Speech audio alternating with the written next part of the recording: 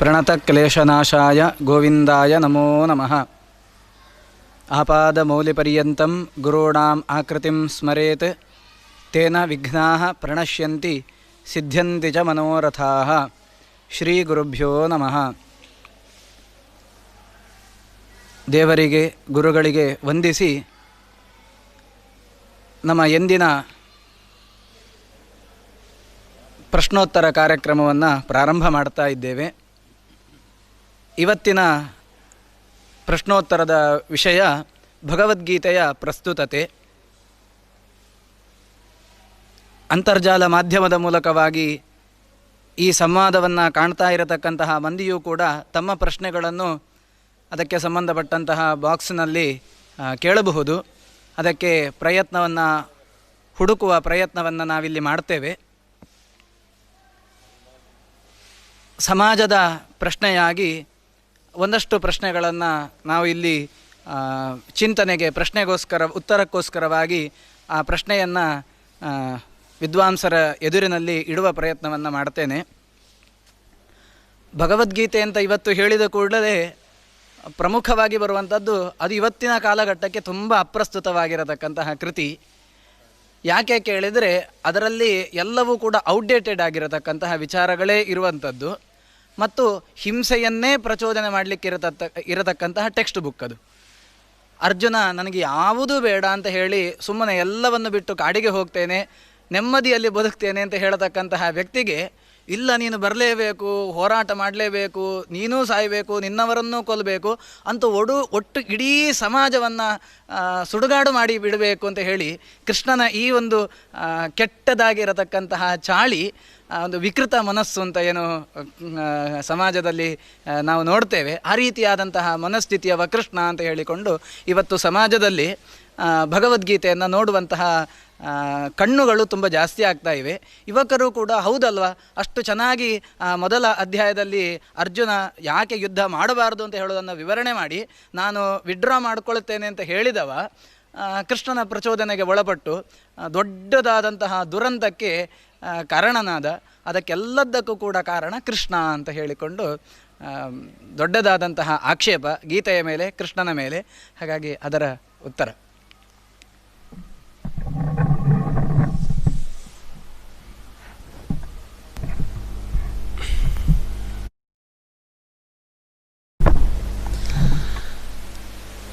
ಕೃಷ್ಣಾಯ ಯಾದವೇಂದ್ರಾಯ ಜ್ಞಾನಮುದ್ರಾಯ ಯೋಗಿನೇ ನಾಥಾಯ ರುಕ್ಮಿಣೀಶಾಯ ನಮೋ ವೇದಾಂತವೇದಿನೇ.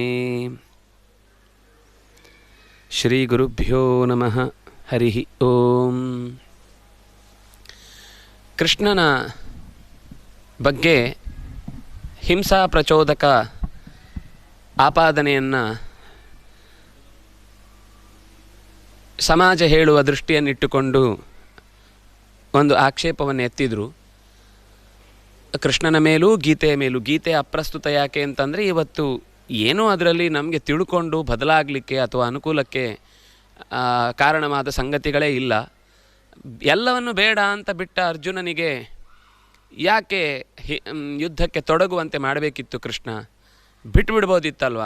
ಆಯಿತು ಅಂತ ಹೇಳಿ ಹಿಂದೆ ಸರಿಸಿದರೆ ಅಷ್ಟು ಜನರ ಪ್ರಾಣ ಉಳಿತಿತ್ತು ಅಂತ ಸಹಜವಾಗಿಯೇ ಗೀತೆಯ ಮೊದಲನೇ ಅಧ್ಯಾಯವನ್ನು ನೋಡುವಾಗ ಅನ್ನಿಸಿದ್ದಿದೆ. ಆದರೆ ಯೋಚನೆ ಮಾಡಬೇಕಾದ ಸಂಗತಿ, ಪಾಂಡವರ ಹಿಂದಿನ ಕಥೆ, ಪಾಂಡವರ ಹಿಂದಿನ ತಾಳ್ಮೆ, ಪಾಂಡವರಿಗೆ ನಿಜವಾಗಿ ಆದ ಅನ್ಯಾಯ, ಇದನ್ನೆಲ್ಲ ಯೋಚನೆ ಮಾಡಿದರೆ ನಮಗೂ ಅಂಥದ್ದೇ ಒಂದು ಪರಿಸ್ಥಿತಿ ಬಂದರೆ ನಾವು ಈ ಮಾತು ಹೇಳ್ತಿದ್ವಾ ಅನ್ನೋದನ್ನು ಯೋಚನೆ ಮಾಡಬೇಕು. ಯಾಕೆಂದರೆ ಇಡೀ ದೇಶದ ವ್ಯವಸ್ಥೆಯನ್ನು ದುರ್ಯೋಧನ ತನ್ನ ತೆಕ್ಕೆಯಲ್ಲಿ ಇಟ್ಕೊಳ್ಬೇಕು ಅನ್ನುವ ಕಾರಣಕ್ಕಾಗಿ ತುಂಬ ಹೆಚ್ಚು ಆರ್ಥಿಕವಾದ ಹೊರೆಯನ್ನು ಜನರಲ್ಲಿ ಹೊರಿಸಿ, ಇದು ಭಾರತವೇ ಉದ್ಯೋಗ ಪರ್ವದ ಆರಂಭದಲ್ಲಿ ಹೇಳುವ ಮಾತು. ಈ ದುರ್ಯೋಧನನ ಆಡಳಿತದಿಂದ ನಾವು ಬೇಸತ್ತಿದ್ದೇವೆ. ಪಾಂಡವರು ಕಾಡಿಗೆ ಹೋಗುವಾಗಲೂ ಈ ಮಾತು ಹೇಳುತ್ತಾರೆ, ನಮ್ಮ ಮನೆ ಎಲ್ಲ ಸೊತ್ತುಗಳನ್ನು ಕೌರವರೆನ್ನುವ ಇಲಿ ತಿಂದು ಹೋಗಲಿ, ನಮಗೇನೂ ಬೇಡ, ನಿಮ್ಮ ಜೊತೆಗೆ ಬರ್ತೇವೆ, ನಮಗೆ ಇವರ ಆಡಳಿತದಲ್ಲಿ ಇರಲಿಕ್ಕೆ ಸಾಧ್ಯವೇ ಇಲ್ಲ ಅಂತ. ಅಲ್ಲಿ ಹತ್ವೈತಾನ್ ಆತತಾಯಿನಃ ಪಾಪಮೇವಾಶ್ರಯೇ ತಸ್ಮಾನ್ ಹತ್ವೈತಾನ್ ಆತತಾಯಿನಃ. ಇದರಲ್ಲಿ ಅವನಲ್ಲೇ ಒಂದು ಗೊಂದಲ ಇದೆ. ಹತ್ವಾ ಪಾಪಮಾಶ್ರಯೇತ್, ಹತ್ವಾ ಆತತಾಯಿನಃ. ಆತತಾಯಿಗಳು ಅಂದರೆ 6 ಥರದ ದೋಷಗಳನ್ನು ಮಾಡಿದವರು ಅಂತ. ಅಗ್ನಿದೋ ಗರದಶ್ಚೈವ ಅಂತ ಹೇಳ್ತಾ ವಿಷ ಕೊಟ್ಟವರು, ಸಂಪತ್ತು ಲೂಟಿ ಮಾಡಿದವರು, ಹೆಣ್ಣನ್ನು ಅಪಹರಿಸಿದವರು, ಸ್ವಾರ್ಥಕ್ಕಾಗಿ ಅವರನ್ನು ಬಲಿ ಕೊಟ್ಟವರು, ಹೀಗೆ ಕೊಲೆಯ ಪ್ರಯತ್ನ ಮಾಡಿದವರು, ಇದೆಲ್ಲ ಸೇರಿ ದುಷ್ಟತನ ತೋರಿದವರನ್ನು, ಅಂದರೆ ಯಾರಿಗೆ ಆ ಸ್ಥಾನ ಯೋಗ್ಯವಾಗಿತ್ತೋ, ಯಾರಿಗೆ ಆ ಸ್ಥಾನ ಸಿಕ್ಕಿದರೆ ಜನಗಳು ಕ್ಷೇಮವಾಗಿರ್ತಿದ್ರು, ಅಂಥವರ ಕೈಯಿಂದ ತಪ್ಪಿಸಿ ಈ ಜೂಜಿನ ನೆಪವನ್ನು ಒಡ್ಡಿ ಕಾಡಿಗೆ ಕಳುಹಿಸಿದಂತಹ ಪ್ರಸಂಗ ಇತ್ತು. ಗೀತೆಯನ್ನು ಅದರ ಪ್ರಸ್ತುತತೆ ಅಪ್ರಸ್ತುತತೆ ನಾವು ಆ ಶ್ಲೋಕಗಳನ್ನು ನೋಡುವಾಗ ಗೊತ್ತಾಗುತ್ತೆ. ಈಗ ಎಲ್ಲರಿಗೂ 5000 ವರ್ಷದ ಹಿಂದೆ ಅವತ್ತು ಅರ್ಜುನನಿಗೆ ಯಾವ ರೀತಿಯಾದ ಮನಸ್ಸಿನ ತಾಕಲಾಟ ಪೀಕಲಾಟ ಇತ್ತೋ, ಇವತ್ತು ಅದೇ ಸಮಸ್ಯೆಗಳಲ್ಲೇ ಮನುಷ್ಯ ಇದ್ದಾನೆ. ಅವತ್ತು ಎತ್ತಿನ ಬಂಡಿ ಮೇಲೆ ಓಡಾಡ್ತಾ ಇದ್ದ ಅನಿಸುತ್ತೆ, ಇವತ್ತು ಈಗ ನಾವು ಕಾರ್ನಲ್ಲಿ ಓಡಾಡ್ತಾ ಇದ್ದೇವೆ. ಇನ್ನು ಸ್ವಲ್ಪ ಸಿರಿವಂತ ವ್ಯಕ್ತಿಗಳಾದರೆ ಬೆಂಜ್ ಕಾರಲ್ಲಿ ಓಡಾಡ್ತಾರೆ. ಆದರೆ ಯಾವುದೇ ಸಮಸ್ಯೆ, ಯಾವುದೇ ಕಾಲದ ವ್ಯತ್ಯಾಸ ಆದರೂ ಕೂಡ ಸಮಸ್ಯೆ ಅದೇ ಇದೆ. ಸಮಸ್ಯೆ ಯಾವತ್ತೂ ಬದಲಾಗಿಲ್ಲ. ಮನಃಶಾಸ್ತ್ರದ ಸ್ವಲ್ಪ ಪರಿಚಯ ಇದ್ದವರಿಗೆ ಗೀತೆಯಲ್ಲಿ ಹೇಳುವ ಒಂದು ಮೌಲ್ಯ ಏನು ಅಂತನ್ನೋದು ಇವತ್ತಿಗೆ ಎಷ್ಟು ಪ್ರಸ್ತುತ ಅನ್ನೋದನ್ನು ವಿದೇಶೀಯ ಅನೇಕ ಸೈಕಾಲಜಿಸ್ಟ್ಗಳು ಕೂಡ ಒಪ್ಪಿಕೊಂಡು ತಮ್ಮ ಮನೆಯ ಗೋಡೆಗೆ ಬೇಕಾದರೆ ಕೃಷ್ಣನ ಚಿತ್ರವನ್ನು ಹಾಕಿ ಸಂತೋಷ ಪಡ್ತಾರೆ. ನಾವು ಗೀತೆಯನ್ನು ಓದದೆ, ಪುಸ್ತಕದ ಬೈಂಡೂ ನೋಡದೆ ಗೀತೆ ಅಪ್ರಸ್ತುತ ಅಂತ ಹೇಳುವವರಿಗೆ ನಾವು ಉತ್ತರ ಕೊಡೋದು ಬಹುಶಃ ಕಷ್ಟ ಸಾಧ್ಯ ಅಂತ ಅನಿಸುತ್ತೆ. ಆದರೆ ಅದರ ಒಳಗೆ ಪ್ರವೇಶ ಮಾಡಿದಾಗ ಈ ಪ್ರಶ್ನೆ ಅಂತೂ ಬರುತ್ತೆ. ತಡಿಬಹುದಿತ್ತು, ಆದರೆ ತಡಿಬಹುದಿತ್ತು ಅನ್ನೋದನ್ನು ನಾವು ಮಹಾಭಾರತವನ್ನು ಹಿಂಭಾಗದ ಕಥೆಗಳನ್ನು ನೋಡಿದರೆ ಗೊತ್ತಾಗುತ್ತೆ. ಮೊದಲನೇದಾಗಿ ಇಡೀ ರಾಜ್ಯ ಪಾಂಡುವಿನದ್ದಾಗಿತ್ತು. ಪಾಂಡು ಕೊನೆಗೆ ತನ್ನ ಅಧಿಕಾರದ ವ್ಯಾಮೋಹವನ್ನು ತೊರೆದು ತಪಸ್ಸಿಗೆ ಹೋಗಬೇಕು ಅಂತ ಧೃತರಾಷ್ಟ್ರನಿಗೆ ಬಿಟ್ಟುಕೊಟ್ಟ. ವಸ್ತುತಃ ಧೃತರಾಷ್ಟ್ರ ರಾಜ್ಯ ನಡೆಸುವುದಕ್ಕೆ ಅರ್ಹನೇ ಆಗಿರಲಿಲ್ಲ. ಅದರಿಂದಾಗಿ ಪಾಂಡು ಅದನ್ನು ನಿರ್ವಹಿಸಿದ್ದು. ಆದರೂ ಮತ್ತೆ ಯಾಕೆ ಕೊಟ್ಟರು ಅಂದರೆ ಬೇರೆ ಅವಕಾಶ ಇರಲಿಲ್ಲ. ಭೀಷ್ಮಾಚಾರ್ಯರು ಅದರ ಮೇಲುಸ್ತುವಾರಿ ನೋಡಿಕೊಳ್ತಾರೆ ಅಂತನ್ನುವ ಭರವಸೆಯಿಂದ ಧೃತರಾಷ್ಟ್ರನಿಗೆ ಆ ಜವಾಬ್ದಾರಿ ಬಂತು. ಬಂದ ಮೇಲೆ ಮಕ್ಕಳಾದಾಗ 14 ವರ್ಷ 15 ವರ್ಷ ಕಾಡಿನಲ್ಲೇ ಹುಟ್ಟಿ ಬೆಳೆದಂತಹ ಪಾಂಡವರು ಮರಳಿ ಬರುವ ತನಕ ಈ ಕೌರವರಿಗೆ ಚಿಕ್ಕಂದಿನಲ್ಲೇ ಅಧಿಕಾರದ ರುಚಿ ಹತ್ತಿದ್ರಿಂದಾಗಿ ಇದನ್ನು ಬಿಟ್ಟುಕೊಡುವ ಯೋಚನೆ ಅವರಿಗೆ ಬರಲಿಲ್ಲ. ಧೃತರಾಷ್ಟ್ರನಿಗೂ ನನ್ನ ಮಕ್ಕಳಿಗೆ ಸಿಗಬೇಕು ಅಂತನ್ನುವ ಅವರದ್ದೇ ತಾಳ ಮೇಳಗಳಿಗೆ ಕುಣಿಲಿಕ್ಕೆ ಶುರು ಮಾಡಿದ. ಇಷ್ಟಾದ ಮೇಲೆ ಅವರನ್ನು ಕೊಲ್ಲುವ ಪ್ರಯತ್ನ ನಡೆಯಿತು. ಹಲವು ಬಾರಿ ವಿಷ ಕೊಟ್ಟು ಪ್ರಯೋಗ ಮಾಡಿದ, ಲಾಕ್ಷಾಗ್ರಹದಲ್ಲಿ ಸುಡುವ ಪ್ರಯತ್ನ ಮಾಡಿದ, ಕಾಡಿನಲ್ಲೇ ಘೋಷಯಾತ್ರೆಯ ಮೂಲಕ ಅವರನ್ನು ದಾಳಿ ಮಾಡಬೇಕು ಅಂತ ಅನ್ನುವ ಪ್ರಯತ್ನ, ತನ್ನ ಸಂಪತ್ತನ್ನು ತೋರಿಸಬೇಕು ಅನ್ನುವ ಪ್ರಯತ್ನ, ಇದೆಲ್ಲ ನಡೆದಾಗಲೂ ಪಾಂಡವರು ಅದಕ್ಕೆ ಸೊಪ್ಪು ಹಾಕದೆ ಕೊನೆ ತನಕ ಕಾದಿದ್ದಾರೆ. ಇಷ್ಟರಲ್ಲಿ ಭೀಷ್ಮಾಚಾರ್ಯರು, ದ್ರೋಣಾಚಾರ್ಯರು, ಕೃಪ, ವಿದುರ, ಮಾರ್ಕಂಡೇಯರು, ವೇದವ್ಯಾಸರು, ಇಲ್ಲ ಸಲ್ಲದ ಎಲ್ಲ ಕಡೆಯ ಹಿರಿಯರು ಕೂಡ ಅಲ್ಲಿಗೆ ಬಂದು ಅವನಿಗೆ ಬೋಧಿಸಿದ್ದಾರೆ. ಬೇಡ, ಸಂಧಾನ ಮಾಡೋಣ. ಪಾಂಡವರೇ ಈ ಪ್ರಸ್ತಾವವನ್ನು ಕೃಷ್ಣನನ್ನೇ ಮುಂದಿಟ್ಟುಕೊಂಡು ಕೇಳಿದ್ದಾರೆ. ಇಷ್ಟಾಗುವಾಗಲೂ ಯುದ್ಧದ ಬಗ್ಗೆನೇ ನಿರ್ಧಾರ ಮಾಡಿ ಮೊದಲು ಹೇಳುವಾಗ ಸಂಧಾನವೇ ಆದೀತು, ಅಣ್ಣ ಹೇಗೆ ಹೇಳ್ತಾನೋ ಹಾಗೆ ಅಂತಲೇ ಅರ್ಜುನನು ಹೇಳಿದವನು.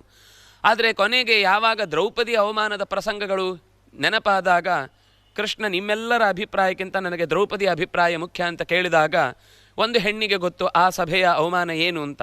ಅದನ್ನು ಇವರು ಯಾರೂ ಕೂಡ ನಚಮೇ ಪತಯಸ್ಸಂತಿ ನಸಂತಿ ನ ಬಾಂಧವಾಹ, ನನಗೆ ಪತಿಗಳಿಲ್ಲ, ಬಾಂಧವರಿಲ್ಲ, ನಾನೇ ಬೇಕಾದರೆ ಪಿತಾಮೇ ಯೋತ್ಸ್ಯತೆ ವೃತ್ತಃ ಸಹ ಯೋಧೈ ಮಹಾಯುಧೈ ಅಂತ, ತನ್ನ ಸಹವೀರೈ ಮಹಾಯುಧೈ ಅಂತ, ನನ್ನ ಅಣ್ಣಂದಿರನ್ನು ಸೇರಿಸಿಕೊಂಡು ನಮ್ಮ ಅಪ್ಪ ಮುದುಕ ಬೇಕಾದರೂ ಹೋರಾಡ್ತಾನೆ, ಆ ವ್ಯಕ್ತಿಯ ಮನೆಯಲ್ಲಿ ತೊತ್ತಿನವಳಾಗಿ ನಾನು ಇರಲಿಕ್ಕೆ ಸಾಧ್ಯವೇ ಇಲ್ಲ, ನಾನು ಗೆದ್ದು ಆ ಹೊಸ್ತಿಲನ್ನು ತುಳಿಯುವವಳು ಅಂತ ಈ ಮಾತುಗಳನ್ನು ಆಡಿದಾಗ ಕೃಷ್ಣನಿಗೆ ಅವಳ ನೋವಿಗೆ ಸ್ಪಂದಿಸುವ ಅಗತ್ಯ ಇತ್ತು.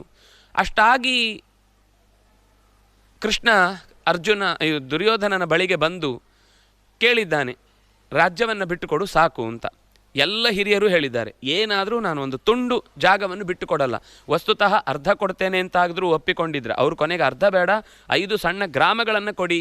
ಕ್ಷತ್ರಿಯರಾಗಿದ್ದವರು ಕ್ಷತ್ರಧರ್ಮದಲ್ಲಿರಬೇಕು ಹೊರತು ಎಲ್ಲೆಲ್ಲೋ ತಮ್ಮ ಧರ್ಮವನ್ನು ಮೀರಿ ವ್ಯಾಪಾರವೋ ಇನ್ನೇನೋ ಕಾರ್ಯದಲ್ಲಿ ತಮ್ಮನ್ನು ತೊಡಗಿಸಿಕೊಳ್ಳಿಕ್ಕಾಗುವುದಿಲ್ಲ ಅನ್ನುವ ಸಣ್ಣ ಬಯಕೆಯನ್ನಿಟ್ಟುಕೊಂಡು ಬಂದು ಕೇಳಿದಾಗಲೂ ಸ್ವಲ್ಪವೂ ತಗ್ಗದೆ ಬಗ್ಗದೆ ವಿನಾಶಕಾಲೆ ವಿಪರೀತ ಬುದ್ಧಿ ಅಂತ ಕೊನೆಗೆ ಕೃಷ್ಣನನ್ನೇ ಕಟ್ಟಿ ಹಾಕುವ ಪ್ರಯತ್ನ ಮಾಡಿದ. ಆ ಸಂದರ್ಭದಲ್ಲಿ ಭೀಷ್ಮಾಚಾರ್ಯರೆಲ್ಲರೂ ಕೂಡ ಅವನನ್ನು ಹೀಗಳೆದರೂ ಕೂಡ ಅವನು ಅದರ ಪರಿಸ್ಥಿತಿಯ ಬಗ್ಗೆ ದೀರ್ಘಾಲೋಚನೆ ಮಾಡದೆ ಯುದ್ಧವನ್ನೇ ನಾವು ಆಯ್ಕೆ ಮಾಡಿಕೊಂಡಿದ್ದೇವೆ ಅಂತ ಹೇಳಿದ್ದಾನೆ. ಹಾಗಾಗಿ ಯುದ್ಧದ ಆಯ್ಕೆ ಇದ್ದದ್ದು ದುರ್ಯೋಧನನದ್ದೇ.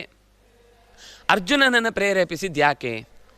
ಅದಕ್ಕೆ ಉತ್ತರವನ್ನು ಮುಂದಿನ 2ನೇ ಅಧ್ಯಾಯದಲ್ಲಿ ಕೊಡುವಾಗ, ನಿನ್ನನ್ನು ಈಗ ಈ ನಿಶ್ಚಯಿತವಾದಂತಹ ಯೋಚನೆ ಇದ್ದಿದ್ದು ಹೌದಾಗಿದ್ದರೆ ಇಡೀ ಸೇನೆಯನ್ನು ಸಿದ್ಧಗೊಳಿಸುವ ಮುನ್ನವೇ ನಾವಿದನ್ನು ವಿಡ್ರಾ ಮಾಡ್ಬೋದಿತ್ತು.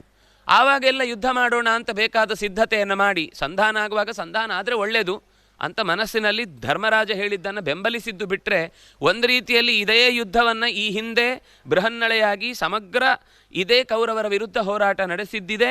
ಇದಕ್ಕಿಂತ ಹಿಂದೆ ನಿವಾತ ಕವಚರನ್ನು ಕೊಂದದ್ದಿದೆ. ಖಾಂಡವ ದಹನ ಮಾಡುವಾಗ ಅನೇಕ ದೇವತೆಗಳ ಜೊತೆಗೆ ಯುದ್ಧ ಮಾಡಿದ್ದಿದೆ. ಅದರ ಹಿಂದೆ ದಿಗ್ವಿಜಯಕ್ಕೋಸ್ಕರ 14-15 ವರ್ಷದವರಾಗಿ ಬಂದ ಸಂದರ್ಭದಲ್ಲೇ ಯುದ್ಧ ಮಾಡಿದ್ದಾರೆ. ರಾಜಸೂಯ ಯಾಗದ ಸಂದರ್ಭದಲ್ಲೂ ಪೂರ್ವದ ದಿಕ್ಕಿಗೆ ಹೋಗಿ ಎಲ್ಲರನ್ನ ಗೆದ್ದು ಬಂದಿದ್ದಾನೆ. ಯುದ್ಧ ಅನ್ನೋದು ಹೊಸ್ತೇ ಅಲ್ಲ. ಇಲ್ಲಿ ಅವನು ಯುದ್ಧ ಬೇಡ ಅಂತ ಹೇಳಿದ್ದು ಧರ್ಮ ಮತ್ತು ಅಧರ್ಮಗಳ ನಡುವೆ ಯುದ್ಧದ ಪ್ರಶ್ನೆ ಬಂದಾಗ ಸ್ವಜನಂ ಹಿ ಕಥಂ ಹತ್ವಾ ಸುಖಿನಸ್ಯಾಮ ಮಾಧವ ಅಂತ ಹೇಳಿದ. ಸ್ವಜನರನ್ನು ಅಂದರೆ ಈ ವಿಷಯದಲ್ಲಿ ಅವನು ನಿರಾಕರಣೆ ಮಾಡಿದ್ದು ಹೇಳುವಾಗ ಅದರಲ್ಲಿ ತನ್ನ ಸಮಸ್ಯೆಯನ್ನು ಮುಚ್ಚಿಟ್ಟು ದೇಶದ ಸಮಸ್ಯೆಯನ್ನು ಬಿಚ್ಚಿಟ್ಟ. ಆದರೆ ಅಲ್ಲಿ ಅವನ ಒಳಗಿನಿಂದ ಇದ್ದದ್ದು ಕೃಪಯಾ ಪರಯಾವಿಷ್ಟಂ, ಅತ್ಯಂತ ಹೆಚ್ಚಿನ ಕೃಪೆ ಅನ್ನೋದು ಕರುಣೆ ಅನ್ನೋದು ಹುಟ್ಟಿದ್ದು ಕೇವಲ ತನ್ನವರನ್ನು ಕೊಲ್ಲಬಾರದು ಅಂತನ್ನುವ ಆಸೆಯಿಂದ ಹೊರತು ಯುದ್ಧದಿಂದ ಆಗುವ ಅನಾಹುತಗಳ ಬಗ್ಗೆ ಹೇಳಿದ್ದು ಅದು ಪ್ರಾಸಂಗಿಕವಾಗಿ ಯಾವುದೇ ಯುದ್ಧ ಆದರೂ ಕೂಡ ಯಾವುದೇ ಪಕ್ಷದವರಾದರೂ ಕೂಡ ಈ ಕಷ್ಟವನ್ನು ಅನುಭವಿಸಲೇಬೇಕಿತ್ತು. ಹಿಂದೆ ಸರಿದಿದ್ದರೆ ಆಗ್ತಿತ್ತಲ್ವ ಅಂದರೆ ಇಡೀ 2 ಕಾರಣ. ಒಂದು, ಅಷ್ಟು ಜನ ಎಲ್ಲ ಯುದ್ಧಕ್ಕಾಗಿ ಸೇರಿದ ನಂತರ ಹಿಂದೆ ತೆಗೆದುಕೊಳ್ಳುವುದರಲ್ಲಿ ಕ್ಷತ್ರ ಅದು ಒಪ್ಪಿಕೊಳ್ಳುವ ಮಾತೇ ಅಲ್ಲ. ತಲೆ ಹೋದರೂ ಸರಿ, ಪ್ರಾಣ ಹೋದರೂ ಸರಿ. ಹತ್ವಾವ ಭೋಕ್ಷಸೆ ಮಹೀಂ, ಜಿತ್ವಾವ ಭೋಕ್ಷಸೆ ಮಹೀಂ ಅಥವಾ ಹತ್ವಾ ಸ್ವರ್ಗತಿಯನ್ನು ಸೇರುವುದು ಸಾಧ್ಯ ಅನ್ನುವ ಮಾತುಗಳನ್ನು ಆಡುವುದರ ಹಿಂದೆ ಇದ್ದ ಉದ್ದೇಶ ಏನು ಅಂತಂದರೆ ಹಿಡಿದ ಕೆಲಸ ಮುಗಿಸಬೇಕು ಅಂತ ಒಂದು. ಎರಡನೇದು, ಈ ದುರ್ಯೋಧನನ ಆಡಳಿತದಿಂದ ನೊಂದ ಜನರಿಗೆ ಅಪೇಕ್ಷೆ ಇತ್ತು, ದುರ್ಯೋಧನನ ಆಡಳಿತ ಬೇಡ, ನಮಗೆ ಪಾಂಡವರ ಆಡಳಿತನೇ ಬೇಕು ಅಂತ. ಯುದ್ಧ ಆಗುವಾಗ ಅವರ ಕಡೆಯವರು ಮಾತ್ರ ಸಾಯಬೇಕು, ನಮ್ಮ ಕಡೆಯವರು ಸಾಯಬಾರ್ದು ಅಂತ ಅನ್ನೋದು ಮೂರ್ಖತನ. ಹಾಗಾಗಿ ಎರಡೂ ಕಡೆಯ ಸಾವು ನೋವು ಅನಿವಾರ್ಯ ಇತ್ತು. ಆದರೆ ಅವರಿಗೆ ಅಕಸ್ಮಾತ್ ಅಧಿಕಾರ ಸಿಕ್ಕು ಮುಂದುವರೆದಿದ್ದರೆ ಪಾಂಡವರನ್ನು ಸರ್ವಥಾ ಪೂರ್ಣ ನಾಶ ಮಾಡುವ ಪ್ರಯತ್ನ ಮತ್ತೆ ನಡೀತಿತ್ತು.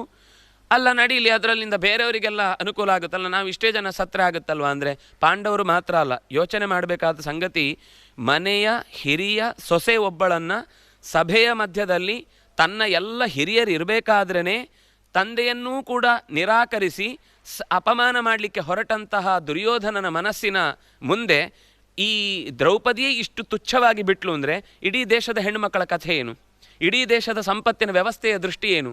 ಇದೆಲ್ಲ ಯೋಚನೆ ಮಾಡಿದಾಗ ಅವನನ್ನು ಅನಿವಾರ್ಯವಾಗಿ ಆ ಸ್ಥಾನದಿಂದ ಕೆಳಗಿಳಿಸಲೇಬೇಕಿತ್ತು. ನಮಗೆ ಅವರು ಕೆಲವರೇ ಜನ ಇರ್ತಾರೆ, ಬ್ರಿಟಿಷರನ್ನು ಇದ್ದಿದ್ದರೆ ಚೆನ್ನಾಗಿರ್ತಿತ್ತು, ಅವರನ್ನು ನಾವು ಯಾಕೆ ಹಿಂದೆ ಓಡಿಸ್ಬೇಕಿತ್ತು ಅಂತ ನಾವು ಈ ಪ್ರಶ್ನೆ ಕೇಳಿದ್ರೆ ಎಷ್ಟು ಅಸಂಗತವೋ ಅಷ್ಟೇ ಅಸಂಗತ ಪ್ರಜೆಗಳ ಮನಸ್ಸಿನಲ್ಲಿ ಇದ್ದದ್ದನ್ನು ನಾವು ಯೋಚನೆ ಮಾಡಿ ಕೇವಲ ಕೃಷ್ಣನೊಬ್ಬನ ಉದ್ದೇಶ ತನ್ನನ್ನು ಕಟ್ಟಿ ಹಾಕಿದ ಅದಕ್ಕೋಸ್ಕರ ಕೊಲ್ಲಬೇಕು, ಅಥವಾ ಇವರಿದ್ದರೆ ನಮಗೆ ಪಾಂಡವರು ರಾಜ್ಯ ಆಳ್ತಾ ಇದ್ದರೆ ನಾನು ಹೇಳಿದಾಗ ಕೇಳ್ತಾರೆ, ಅವರು ಹೇಳಿದಾಗ ಕೇಳಲ್ಲ, ಇದೆಲ್ಲ ನಮ್ಮ ರಾಜಕೀಯ ಯೋಚನೆಗಳು. ಆದರೆ ಕೃಷ್ಣನಿಗೆ ಯೋಚನೆ ಇದ್ದದ್ದು ಧರ್ಮ ಮತ್ತು ಅಧರ್ಮದ ಪ್ರಶ್ನೆ ಮಾತ್ರ ಇತ್ತು. ಆ ಧರ್ಮದ ಅಧರ್ಮದ ನಡುವೆ ಧರ್ಮವನ್ನು ಗೆಲ್ಲಿಸುವುದಕ್ಕೋಸ್ಕರವಾಗಿ ತಾನು ಅಲ್ಲಿ ಇರ್ತೇನೆ ಅಂತ ಅನ್ನೋದನ್ನು ಹೇಳಲಿಕ್ಕೆ, ಮತ್ತು ಅವನು ಅದನ್ನೂ ಹೇಳಿದ, ನಾನು ಈ ಗೀತೆಯನ್ನು ನಿನಗೆ ಹೇಳ್ತಾ ಇರೋದು ಈಗಲೇ ಕಾರ್ಪೊರೇಟ್ ಸ್ಟೈಲಲ್ಲಿ ನಿನ್ನನ್ನು ಮನಸ್ಸನ್ನು ಹೇಗಾದರೂ ಮಾಡಿ ನನ್ನ ಕಡೆಗೆ ಸೆಳೆದು ನನ್ನ ಕೆಲಸ ಸಾಧಿಸಲಿಕ್ಕೋಸ್ಕರ ನಿನ್ನನ್ನು ಪುಸಲಾಯಿಸಲಿಕ್ಕೆ ಹೇಳ್ತಾ ಇರುವ ಮಾತಲ್ಲ. ಇಮಂ ವಿವಸ್ವತೆ ಯೋಗಂ ಪ್ರೋಕ್ತವಾನಹಮವೇಂ ವಿವಸ್ವಾನ್ ಮನವೇ ಪ್ರಾಹ ಮನುರಿಕ್ಷಾ ಕವೇ ಅಬ್ರವೀತ್. ಈ ಹಿಂದೆ ಇದೇ ಯೋಗವನ್ನು ಹೇಳಿದ್ದನ್ನೇ ನಿನ್ನ ಮುಂದೆ ಇಡ್ತಾ ಇದ್ದೇನೆ. ನೀನೊಬ್ಬ ಸೇನಾನಿ, ನೀನೊಬ್ಬ ಕಾಲಾಳು, ನಿನಗೆ ಯುದ್ಧ ಮಾಡುವುದು ಕರ್ತವ್ಯ. ನಿನ್ನ ಕರ್ತವ್ಯವನ್ನು, ಹೋರಾಟದ ಕರ್ತವ್ಯವನ್ನು ನಿರ್ವಹಿಸುವ ಹೊರತು ಇದರಲ್ಲಿ ಜಿದ್ದು, ಇದರಲ್ಲಿರುವ ದ್ವೇಷ, ಅಸೂಯೆ ಇದ್ಯಾವುದಕ್ಕೂ ನಿನಗೆ ಅವಕಾಶ ಇಲ್ಲ. ಅದರಿಂದಾಗಿ ನಿನ್ನ ಕೆಲಸ ನೀನು ಮಾಡು. ಕರ್ತವ್ಯವಾಗಿ ಅರ್ಜುನನಿಗೆ ಬೋಧಿಸಿದ್ದು ಹೊರತು ಹಿಂಸೆಯನ್ನು ಆಗಲಿ ಅಂತ ಅನ್ನುವ ಬೋಧನೆ ಆಗಿದ್ದಿದ್ರೆ ಅದಕ್ಕಿಂತ ಮುಂಚೆಯೇ ಬೇಕಾದಷ್ಟು ಸರ್ತಿ ಭೀಮನೇ ಹೇಳ್ತಾನೆ, ಈಗಲೇ ಹೋಗಿ ಅವರನ್ನು ಹೊಡೆದು ಹಾಕಿ ರಾಜ್ಯವನ್ನು ತೆಗೆದುಕೊಳ್ಳೋಣ ಅಂತ. ಆಗ ಕೃಷ್ಣನ ಅಪೇಕ್ಷೆಯು ಕೂಡ ಯಾರ ಈಗ ಧರ್ಮರಾಜನ ಯೋಚನೆ ಹೇಗಿತ್ತೋ ಅದರಂತೆ ಬೇಡ, 13 ವರ್ಷ ಮುಗಿಲಿ, ಆದ ನಂತರದಲ್ಲೇ ನಾವು ನಮ್ಮ ಭಾಗವನ್ನು ಕೇಳೋಣ ಅಂತ ಅಷ್ಟು ತಾಳ್ಮೆಯಿಂದ ಕಾದವರಿಗೂ ಮತ್ತೂ ಕೊಡುವುದಿಲ್ಲ ಅಂತ ಹೇಳಿದರೆ, ಈಗ ನಾವೇ ಈ ಮಾತನ್ನು ಯಾರು ಆಡ್ತಾರೋ ಅವ್ರ ಮನೆಯಲ್ಲೇ ಕೋರ್ಟ್ ಕೇಸ್ ಇರಲ್ವಾ? ಅವ್ರ ಮನೆಯಲ್ಲೇ ಅಣ್ಣ ತಮ್ಮಂದ್ರ ಜಗಳದಲ್ಲಿ ಯಾರನ್ನಾದರೂ ಹೋಗಿ ಏನಾದರೂ ಸರಿ, ನನಗೆ ಏನಾದರೂ ಸರಿ ಅದನ್ನು ನಾನು ಗೆದ್ದೇ ತೀರಬೇಕು ಬಿಟ್ಬಿಡ್ಬೋದಲ್ವಾ? ಆಯಿತು, ಅಣ್ಣಂದ್ರೆ ಜಗಳ ಆಡ್ತಾರೆ, ಅಣ್ಣನಿಗೆ ಇರಲಿ, ಅಥವಾ ತಮ್ಮ ಜಗಳ ಆಡ್ತಾನೆ, ತಮ್ಮನಿಗೆ ಇರಲಿ. ಇಲ್ಲಿ ನಮ್ಮ ಸೊತ್ತಾಗುವಾಗ ನಾವು ನ್ಯಾಯವಾಗಿ ನಮ್ಮ ಅಪ್ಪ ನನಗೆ ಕೊಟ್ಟದ್ದನ್ನು ಹಿಡಿದು ಹಾಕಿದ್ದಾನೆ ಅನ್ನುವ ಕಾರಣಕ್ಕಾಗಿ ನಾವು ಹೇಗೆ ನ್ಯಾಯದ ಬಗ್ಗೆ ಯೋಚನೆ ಮಾಡ್ತೇವೋ ಅದೇ ನ್ಯಾಯ ಅನ್ಯಾಯ ಧರ್ಮ ಅಧರ್ಮದ ಕುರಿತಾದ ಯುದ್ಧ ಆಗಿತ್ತು ಹೊರತು ಇದು ವೈಯಕ್ತಿಕ ಯಾವುದು. ಆದರೆ ಅವನು ಹಿಂದೆ ಸರಿದದ್ದು ತನ್ನ ವೈಯಕ್ತಿಕ ಕಾರಣದಿಂದಲೇ. ಸ್ವಜನರನ್ನು ಹತ್ವಾ ಸ್ವಜನ ಬಾಂಧವಾನ್, ನನ್ನ ಬಂಧುಗಳನ್ನು ಕೊಂದು ನಾನು ಸಂತೋಷದಲ್ಲಿ ಇರಲಿಕ್ಕೆ ಸಾಧ್ಯ ಇಲ್ಲ. ಯಾಕೆಂದರೆ ಸಿಂಹಾಸನದಲ್ಲಿ ಏರಿ ರಕ್ತಸಿಕ್ತವಾದದರಲ್ಲಿ ಕೂತು ಅವರನ್ನೇ ಕಳ್ಕೊಂಡು ನಾನು ಯಾವ ಸುಖವನ್ನು ಅನುಭವಿಸಿಯೇನು ಅನ್ನುವ ಈ ಎಲ್ಲ ಮಾತಿನ ಹಿಂದೆ ಇದ್ದದ್ದು ಕೇವಲ ತನ್ನವರನ್ನು ಕೊಲ್ಲಿಕ್ಕಾಗುವುದಿಲ್ಲ ಅನ್ನೋದಷ್ಟೇ ಬಿಟ್ಟರೆ, ಇಲ್ಲಿ ಒಬ್ಬ ಜಡ್ಜು ಅಕಸ್ಮಾತ್ ಒಬ್ಬ ತಪ್ಪು ಮಾಡಿದವನಿಗೆ ಯಾರೋ ನನ್ನ ಕಡೆಯವನು ಅವನಿಗೆ ಹೇಗೆ ನಾನು ಗಲ್ಲು ಶಿಕ್ಷೆ ಕೊಡಲಿ ಅಂತ ಯೋಚಿಸಿ ಹಿಂದೆ ಸರಿದ್ರೆ ಹೇಗಾಯಿತೋ ಹಾಗೆ ಹಿಂದೆ ಕೇವಲ ಅರ್ಜುನ ಒಬ್ಬನ ಉದ್ದೇಶದಿಂದ ಇದು ಯುದ್ಧ ನಡೀತಾ ಇರುವುದಲ್ಲ. ಇಡೀ ಸಮಗ್ರ ದೇಶದಲ್ಲಿ ಧರ್ಮ ಅಧರ್ಮ ಎರಡು ಪಾಲಾಗಿ ಜಗತ್ತು ಮಹಾಯುದ್ಧದ ದೃಷ್ಟಿಯಲ್ಲಿ ನಿಂತು ತನ್ನ ಅಸ್ತಿತ್ವವನ್ನೇ ಪ್ರಶ್ನಿಸುವಂತಹ ಸ್ಥಿತಿಯಲ್ಲಿತ್ತು. ಅಂಥ ಸಂದರ್ಭದಲ್ಲಿ ಅನಿವಾರ್ಯವಾಗಿ ಯುದ್ಧದ ಪ್ರೇರಣೆಯನ್ನು ಅರ್ಜುನನಿಗೆ ನೀಡಲೇಬೇಕಿತ್ತು. ಆ ಯುದ್ಧ ಆದ ಮೇಲೆ ಒಳಿತೇ ಆಯಿತು ಅಂತ ಅನ್ನೋದನ್ನು ಮತ್ತೆ 36 ವರ್ಷಗಳ ಕಾಲ ಪಾಂಡವರ ರಾಜ್ಯಭಾರದಲ್ಲಿ ಏನಾಯಿತು ಅಂತ ಅನ್ನೋದನ್ನು ಭಾರತ ಓದಿದರೆ ಆಗ ನಮಗೆ ಖಂಡಿತ ಈ ಯುದ್ಧದಲ್ಲಿ ನಡೆದ ಸರಿ ಸಂಗತಿ ಏನು, ಯುದ್ಧದ ಬಗ್ಗೆ ಆಕ್ಷೇಪ ಮಾಡುವವರು ಎಲ್ಲಿ ಸೋತಿದ್ದಾರೆ ಅನ್ನೋದರ ಬಗ್ಗೆ ನಮಗೆ ತಿಳ್ಕೊಳ್ಳಿಕ್ಕೆ ಅವಕಾಶ ಇದೆ.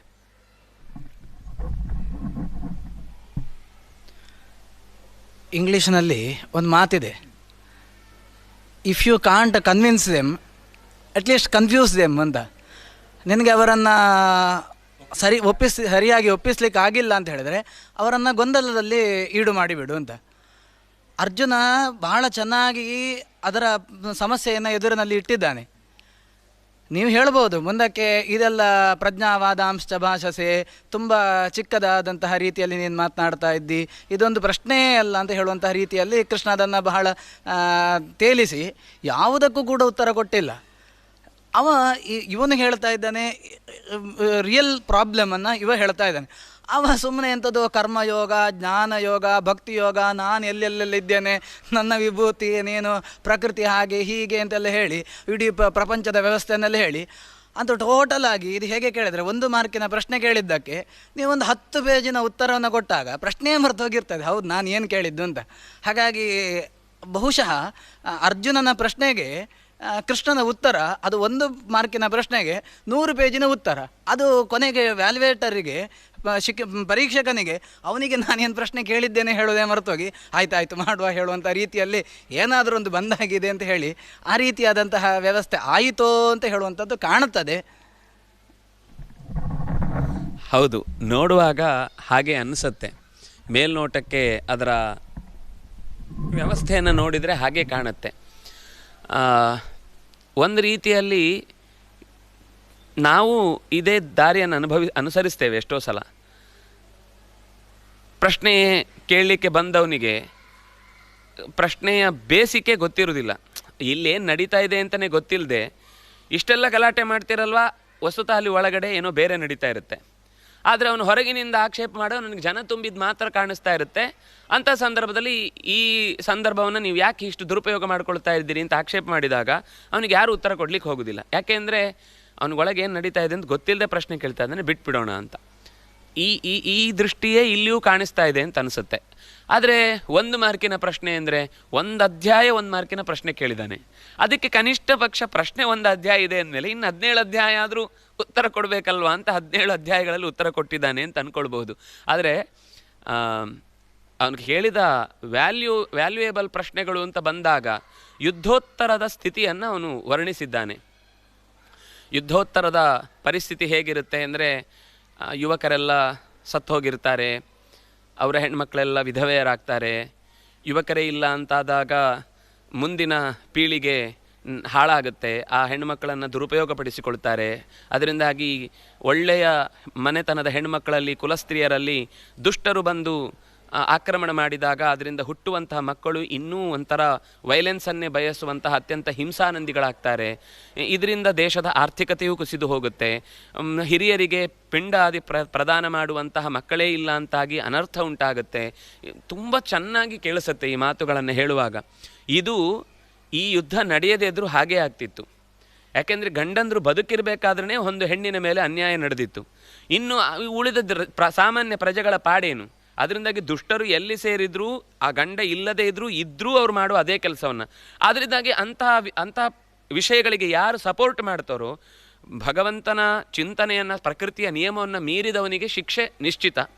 ಆ ಶಿಕ್ಷೆಯನ್ನು ಕೊಡುವಾಗ ಅದರ ನಿಯಮ ಇನ್ನೂ ಏನು ಅಂದರೆ, ಕೇವಲ ತಪ್ಪು ಮಾಡಿದವನಿಗೆ ಮಾತ್ರ ಶಿಕ್ಷೆ ಅಲ್ಲ, ತಪ್ಪನ್ನು ಸಪೋರ್ಟ್ ಮಾಡಿದವನೂ ಕೂಡ ಆ ಶಿಕ್ಷೆಗೆ ಅರ್ಹ ಅನ್ನುವ ದೃಷ್ಟಿಯಿಂದ ಅನಿವಾರ್ಯವಾಗಿ ಯುದ್ಧವನ್ನು ಮಾಡಲೇಬೇಕಾಯಿತು. ಆದರೆ ಅದಕ್ಕೆ ಬೋಧಿಸಿದ ವಿಷಯದಲ್ಲಿ ಪ್ರಕೃತಿಯ ಬಗ್ಗೆ, ಕ್ಷೇತ್ರದ ಬಗ್ಗೆ, ಜೀವನ ಬಗ್ಗೆ, ಅನಾದಿ ನಿತ್ಯವಾದ ಪ್ರಪಂಚದ ಬಗ್ಗೆ ಇದನ್ನೆಲ್ಲ ಏನು ಹೇಳಿದ್ದು? ವಸ್ತುತಃ ಬದುಕನ್ನು ಚೆನ್ನಾಗಿ ನಡೆಸಬೇಕು ಅಂದರೆ ಅವತ್ತವನಿಗೆ ಈ ವಿಷಯದಲ್ಲಿ ಇಷ್ಟೆಲ್ಲ ಅರಿವು ಕೊಡದೇ ಇದ್ದರೆ ಅವನು ಯುದ್ಧದಲ್ಲಿ ಭಾಗವಹಿಸೋದು ಕಷ್ಟ ಆಗ್ತಿತ್ತು. ಅಲ್ಲ, ಇಲ್ಲಿ ಮತ್ತೂ ಒಂದು ಪ್ರಶ್ನೆ ಬರಬಹುದು, ನೀವೇ ಕೇಳಬಹುದು ಮುಂದೆ. ನಾನು ಆ ಪ್ರಶ್ನೆಯನ್ನು ಹಾಗೆ ನನ್ನ ಮನಸ್ಸಲ್ಲೇ ಇಟ್ಕೊಳ್ತೇನೆ, ನೀವು ಕೇಳಿದರೆ ಹೇಳ್ತೇನೆ. ಇಷ್ಟು ದೀರ್ಘವಾದ ಉತ್ತರವನ್ನು ಕೃಷ್ಣ ಕೊಡಬೇಕಾದ ಅಗತ್ಯ ಇತ್ತಾ ಅಂತ. ಅದಕ್ಕೆ ಆ ಅಧ್ಯಾಯ ಕ್ರಮದಲ್ಲಿ ಮೊದಲವನು ಹೇಳಿದ್ದೇನು ಅಂತಂದರೆ, ಅಶೋಚ್ಯ ನನ್ವಶೋಚಸ್ತ್ವಂ ಪ್ರಜ್ಞಾವಾದಾಂಶ್ಚ ಭಾಷಸೆ ಗತಾಸೂನ್ ಅಗತಾಸೂಂಶ್ಚ ನಾನು ಶೋಚಂತಿ ಪಂಡಿತಾ. ಯಾರು ಸತ್ತರೆ ತೊಂದರೆ ಆಗುತ್ತೆ ಅಂತ ಯೋಚನೆ ಮಾಡಿದ್ಯೋ ಅವ್ರು ಇಲ್ಲ ಅಂದರೂ ನೀನು ಕೊಲ್ಲಿಲ್ಲ ಅಂದರೂ ಸಾಯುವವರೇ. ಭೀಷ್ಮನಿಗೂ 800 ಆಗಿದೆ, ದ್ರೋಣಾಚಾರ್ಯರು ಹಳಬರೆ, ಈ ಕಡೆಯಿಂದ ನಮ್ಮಲ್ಲೂ ವಿರಾಟ ದ್ರುಪದ ಎಲ್ಲ ಹಳಬರೆ, ಕೃಪಾಚಾರ್ಯರಾಗಲಿ ಇನ್ನು ಯಾರು ಕೌರವರಲ್ಲಿ ಎಳೆ ಯೋಚನೆ ಇರೋರು ಇದ್ದಾರೆ, ಆದರೆ ಅವ್ರು ಯಾರು ಬದುಕಲಿಕ್ಕೆ ಯೋಗ್ಯರೇ ಅಲ್ಲ. ಅಂತಹ ದುಷ್ಟ ಸ್ಥಿತಿಯನ್ನು, ತಮ್ಮ ಮಿತಿಯನ್ನು ಮೀರಿ ಅನ್ಯಾಯಗಳನ್ನು ಮಾಡ್ತಿದ್ದಾರೆ. ಅದರಿಂದಾಗಿ ನೀನು ಕೊಂದರೂ ಕೊಲ್ಲದೇ ಇದ್ದರೂ, ಯುದ್ಧ ಆದರೂ ಯುದ್ಧ ಆಗದೇ ಇದ್ದರೂ ಅವರು ಒಂದಲ್ಲ ಒಂದು ದಿವಸ ಪ್ರಾಣ ಬಿಡಲೇಬೇಕಾದದ್ದು. ಇನ್ನೂ ಒಂದು ಸಂಗತಿ, ನೀನು ಅವರನ್ನು ಕೊಂದೆ ಅನ್ನುವುದೇ ವಿಷಯ ತಪ್ಪು. ಯಾಕೆಂದರೆ ನೀನು ಕೇವಲ ನಿನ್ನ ಕೈಯಲ್ಲಿ ಬಿಲ್ಲು ಬಾಣಗಳಿದ್ದಾಗ ಹೇಗೆ ಆ ಬಾಣ ಒಂದು ಆ ಕೊಲೆಗೆ ಕಾರಣ ಅಲ್ಲ ಅಂತ ನೀನೇ ನಿನ್ನ ಬಗ್ಗೆ ಹೆಮ್ಮೆ ಪಡ್ತೀಯೋ, ಹಾಗೆ ನೀನು ನನ್ನ ಕೈಯಲ್ಲಿರೋ ಒಂದು ಬಾಣ ಅಷ್ಟೇ, ನಿನ್ನನ್ನು ಉಪಯೋಗಿಸಿಕೊಂಡು ಈ ಕರ್ತವ್ಯ ನಡೀತಾ ಇದೆ. ಅದರಿಂದಾಗಿ ಇದರ ಬಗ್ಗೆ ಆಕ್ಷೇಪ ಮಾಡುವ ವಿಷಯದಲ್ಲಿ ಇಷ್ಟು ಉದ್ದದ ಉತ್ತರ ಯಾಕೆ ಅಂತಂದರೆ, ದೇಹ ಅಂದರೆ ಏನು, ಜೀವ ಅಂದರೆ ಏನು, ಇದೆರಡಕ್ಕೆ ಭೇದ ಇದೆ ಅಂತ ಗೊತ್ತಾದರೆ ಮಾತ್ರ ಈ ವಿಷಯದಲ್ಲಿ ಆತ್ಮವನ್ನು ಕೊಲ್ಲಿಕ್ಕಾಗುವುದಿಲ್ಲ. ಈಗ ಹೋಗ್ತಾ ಇರೋದು ದೇಹ ಮಾತ್ರ. ಆದರೆ ತಸ್ಮಾದ್ ಅಪರಿಹಾರ್ಯತೆ ನತ್ವಂ ಶೋಚಿತು ಮರ್ಹಸಿ. ಒಂದು ಜೀವನಕ್ಕೆ ಬರುವುದು ಅನ್ನುವಂತಹ ಒಂದು ವ್ಯವಸ್ಥೆಯನ್ನು ಒಪ್ಪಿಕೊಂಡ ಮೇಲೆ ಹೊರಡುವುದು ಅನ್ನುವ ವ್ಯವಸ್ಥೆಯನ್ನು ಒಪ್ಪಿಕೊಳ್ಳಲೇಬೇಕು. ಹತ್ತಿದವನು ಇಳಿಲೇಬೇಕು, ಇಳಿದವನು ಹತ್ತಲೇಬೇಕು. ಇದೆರಡೂ ನಡಿಲೇಬೇಕಾದ ಪ್ರೊಸೆಸ್ಸು. ಹಾಗಾಗಿ ಈ ವ್ಯವಸ್ಥೆಯನ್ನು ಕೂಡ ಅರ್ಜುನನನ್ನು ಮುಂದಿಟ್ಟುಕೊಂಡು ಬೇರೆ ಯಾವುದೋ ಒಂದು ವ್ಯವಸ್ಥೆಯಿಂದ ಆಗಬೇಕಾದನ್ನು ಈ ರೀತಿ ಆಗ್ತಾ ಇದೆ ಅಂತ ತೋರಿಸ್ಲಿಕ್ಕೋಸ್ಕರ ಕೃಷ್ಣ ಅಷ್ಟು ವಿವರವಾಗಿ ಕೊಟ್ಟ. ಅಷ್ಟು ವಿವರಣೆ ಕೊಡುವಾಗಲೂ ಅದರಲ್ಲಿ ಯಾವುದನ್ನೂ ಕೂಡ ಹೇರಿದಂತೆ ಇಲ್ಲ. ಕೊನೆಗೆ ಇಷ್ಟು ಮಾಡಿದ ಮೇಲೂ ಹೇಳಿದ್ದು ಯಥೇಚ್ಛಸಿ ತಥಾಕುರು.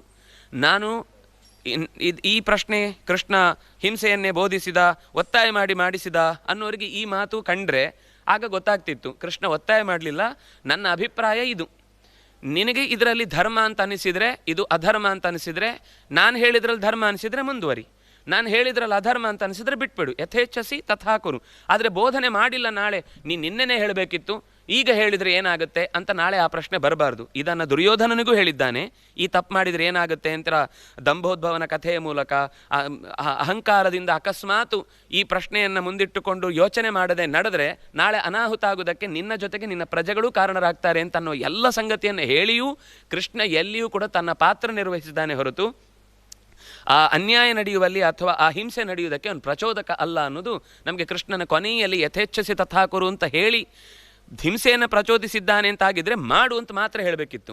ಮೊದಲು ಹೇಳಿದ ಇದು ಹಿಂದಿನವರು ಕ್ಷತ್ರಧರ್ಮವನ್ನು ಅನುಸರಿಸಿಕೊಂಡು ಬಂದದ್ದು, ಪೂರ್ವತರಂಕೃತಂ, ನೀನು ಕೂಡ ಅದನ್ನೇ ಮಾಡು. ಆದರೆ ನಾನು ಮಾಡು ಅಂತ ಹೇಳಿದ ತಕ್ಷಣ ಕಣ್ಣು ಮುಚ್ಚಿ ಮಾಡುವುದಲ್ಲ, ನಿನ್ನ ಯೋಚನೆಗೆ ಇದು ಧರ್ಮ ಅಂತ ಅನಿಸಿದರೆ ಮುಂದುವರಿ, ಅಧರ್ಮ ಅಂತ ಆದರೆ ಬಿಡು ಅಂತ. ಅದರಿಂದಾಗಿ ಒತ್ತಡ ಹೇರಿದ್ದು ಅಂತ ಇಲ್ಲ.